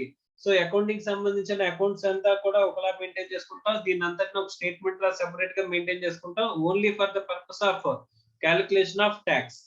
అది మనం ఆ స్టేట్మెంట్ ని ఇన్కమ్ ట్యాక్స్ అథారిటీ సబ్మిట్ చేస్తాం along with the books of accounts. Okay. Books of accounts లో ఇన్కమ్ ట్యాక్స్ కి సంబంధించిన ఒక్క చేంజ్ గురించి కూడా, ఒక ఎంట్రీ కూడా మనం పాస్ చేయకూడదు అనేది ఇక్కడ ఇంపార్టెంట్ ఆస్పెక్ట్ కింద గుర్తు పెట్టుకోండి. ఓకేనమ్మా? రైట్. సో ఇక మిగిలినవి నెక్స్ట్ క్లాస్ లో చూద్దాం. Right. Thank you. Partnership act లో స్పెసిఫిక్ గా ఎక్కడా కూడా నీకు పార్ట్నర్షిప్ బుక్స్ ఆఫ్ అకౌంట్స్ ఎలా మెయింటైన్ చేయాలి, ఎలా చేయాలని చెప్పలేదమ్మా. అప్పుడు నువ్వు కావాలనుకుంటే ఇన్కమ్ ట్యాక్స్ యాక్ట్ ప్రకారం బుక్స్ అనేవి పార్ట్నర్షిప్ యాక్ట్ ప్రకారం మనం మెయింటైన్ చేసుకోవచ్చు. కానీ కంపెనీస్ యాక్ట్ వచ్చేసరికి బుక్స్ ఆఫ్ అకౌంట్స్ ఎలా మెయింటైన్ చేయాలి, ఆడిట్ ప్రొవిజన్స్, అకౌంట్స్ సంబంధించిన ప్రొవిజన్స్ అన్ని క్లియర్ గా మనకి స్పెసిఫిక్ గా చెప్పారు. సో అలాంటప్పుడు మనం అలాగే ఫాలో అవ్వాలమ్మా. అకౌంట్స్ ప్రకారం అంటే కంపెనీస్ యాక్ట్ లో అకౌంట్స్ అనేవి వాళ్ళు చెప్పినట్టే మనం ఫాలో అవుతూ రావాలి. అక్కడ చెప్పిన స్టాండర్డ్స్, అక్కడ చెప్పిన యాక్ట్ లో కంప్లైన్సెస్ అన్ని చేసుకుంటూ రావాలి. ఒక ఇండివిజువల్ ఉన్నాడు అనుకోమ్మా, ఒక ఇండివిజువల్ కి there is no loss. For the maintenance of books of accounts. అలాంటప్పుడు ఏం చేస్తాం, ఇన్కమ్ ట్యాక్స్ యాక్ట్ ప్రకారం మనం మెయింటైన్ చేసిన బుక్స్ ని ఈ బుక్స్ కింద తీసేసుకుంటాం. పార్ట్నర్షిప్ యాక్ట్ ఉంది. పార్ట్నర్షిప్ యాక్ట్ లో దేర్ ఇస్ నో ఏమంటారు provision for the maintenance of books of accounts. ఎలా ఉండాలి, ఎలా చేయాలని ఎక్కడా లేదు. కాబట్టి అక్కడ కూడా మనం ఏం చేస్తున్నాం, ఇన్కమ్ ట్యాక్స్ యాక్ట్ ప్రకారం చేసిన క్యాలిక్యులేషన్స్ కి సంబంధించిన బుక్సే ఇక్కడ బుక్స్ కింద తీసేసుకుంటాం. ఇక్కడ క్వశ్చన్ అనేది ఎప్పుడు అరైజ్ అవుతుందంటే only with respect to companies act దగ్గర అరైజ్ అవుతుందమ్మా. కంపెనీస్ యాక్ట్ వచ్చేసరికి కంపెనీస్ యాక్ట్ ప్రకారం దేర్ ఇస్ డిప్రిసియేషన్ మెథడాలజీస్ అనేవి, డిప్రిసియేషన్ క్యాలిక్యులేషన్స్ అనేవి, బుక్స్ ఆఫ్ అకౌంట్ మెయింటెనెన్స్ అనేవి, ప్రొవిజన్స్ అనేవి, ఇవన్నీ కూడా మనకి స్పెసిఫిక్ గా చెప్పారు. కాబట్టి కంపెనీస్ ప్రకారం నువ్వు ఎలాగైతే కంప్లై చేసి మెయింటైన్ చేయాలంటున్నారు బుక్స్ ఆఫ్ అకౌంట్స్, ఆ ప్రకారమే చేయాలి. మరి దీనికి ఇన్కమ్ ట్యాక్స్ కి ఉన్న డిఫరెన్సెస్ ఏం చేస్తాం, సపరేట్ స్టేట్మెంట్ కింద క్యాలిక్యులేట్ చేయాల్సిన అవసరం ఉంటుంది. Okay sir. Apart from individual partnership firm అయితే అది అవసరం లేదు, కానీ కంపెనీస్ కి మాత్రం అది కావాల్సిన అవసరం ఉంది. అందుకోసం చెప్పేసి కంపెనీస్ యాక్ట్ ప్రకారం మనం అకౌంట్స్ ప్రిపేర్ చేసి ఆ తర్వాత ఏం చేస్తామమ్మా, ఇన్కమ్ ట్యాక్స్ యాక్ట్ ప్రకారం ఉన్న దానికి దీనికి ఉన్న డిఫరెన్సెస్ కి స్టేట్మెంట్స్ అనేవి ప్రిపేర్ చేసుకుంటే వెళ్తాం. How many depreciation schedules for the companies act అంటే, కంపెనీ అంటే కనుక 2 టైప్స్ ఆఫ్ డిప్రిసియేషన్ షెడ్యూల్స్ ఉంటాయి. ఏంటవి, as per income tax, as per companies act. ఈ రెండింటికి మధ్య డిఫరెన్స్ వల్ల ఏమొస్తుంది, ఏదో డెఫర్డ్ ట్యాక్స్ వస్తుంది. ఓకే, అండ్ ఈ depreciation as per income tax ఎక్కడ ఉపయోగించుకుంటావు, ఈ రెండింటిని ఎక్కడ ఉపయోగించుకుంటావు, కంప్యూటేషన్ లో ఉపయోగించుకుంటావు. టాక్సిబుల్ ప్రాఫిట్ అనేది క్యాలిక్యులేట్ చేయడానికి కంప్యూటేషన్ లో ఉపయోగించుకుంటావు రెండింటిని. అండ్ డిఫర్డ్ ట్యాక్స్ క్యాలిక్యులేషన్ కు ఉపయోగించుకుంటావు. అర్థమైందమ్మా? Right, thank you sir. Okay, మీకు ఏమైనా డౌట్స్ ఉంటే అడగండి.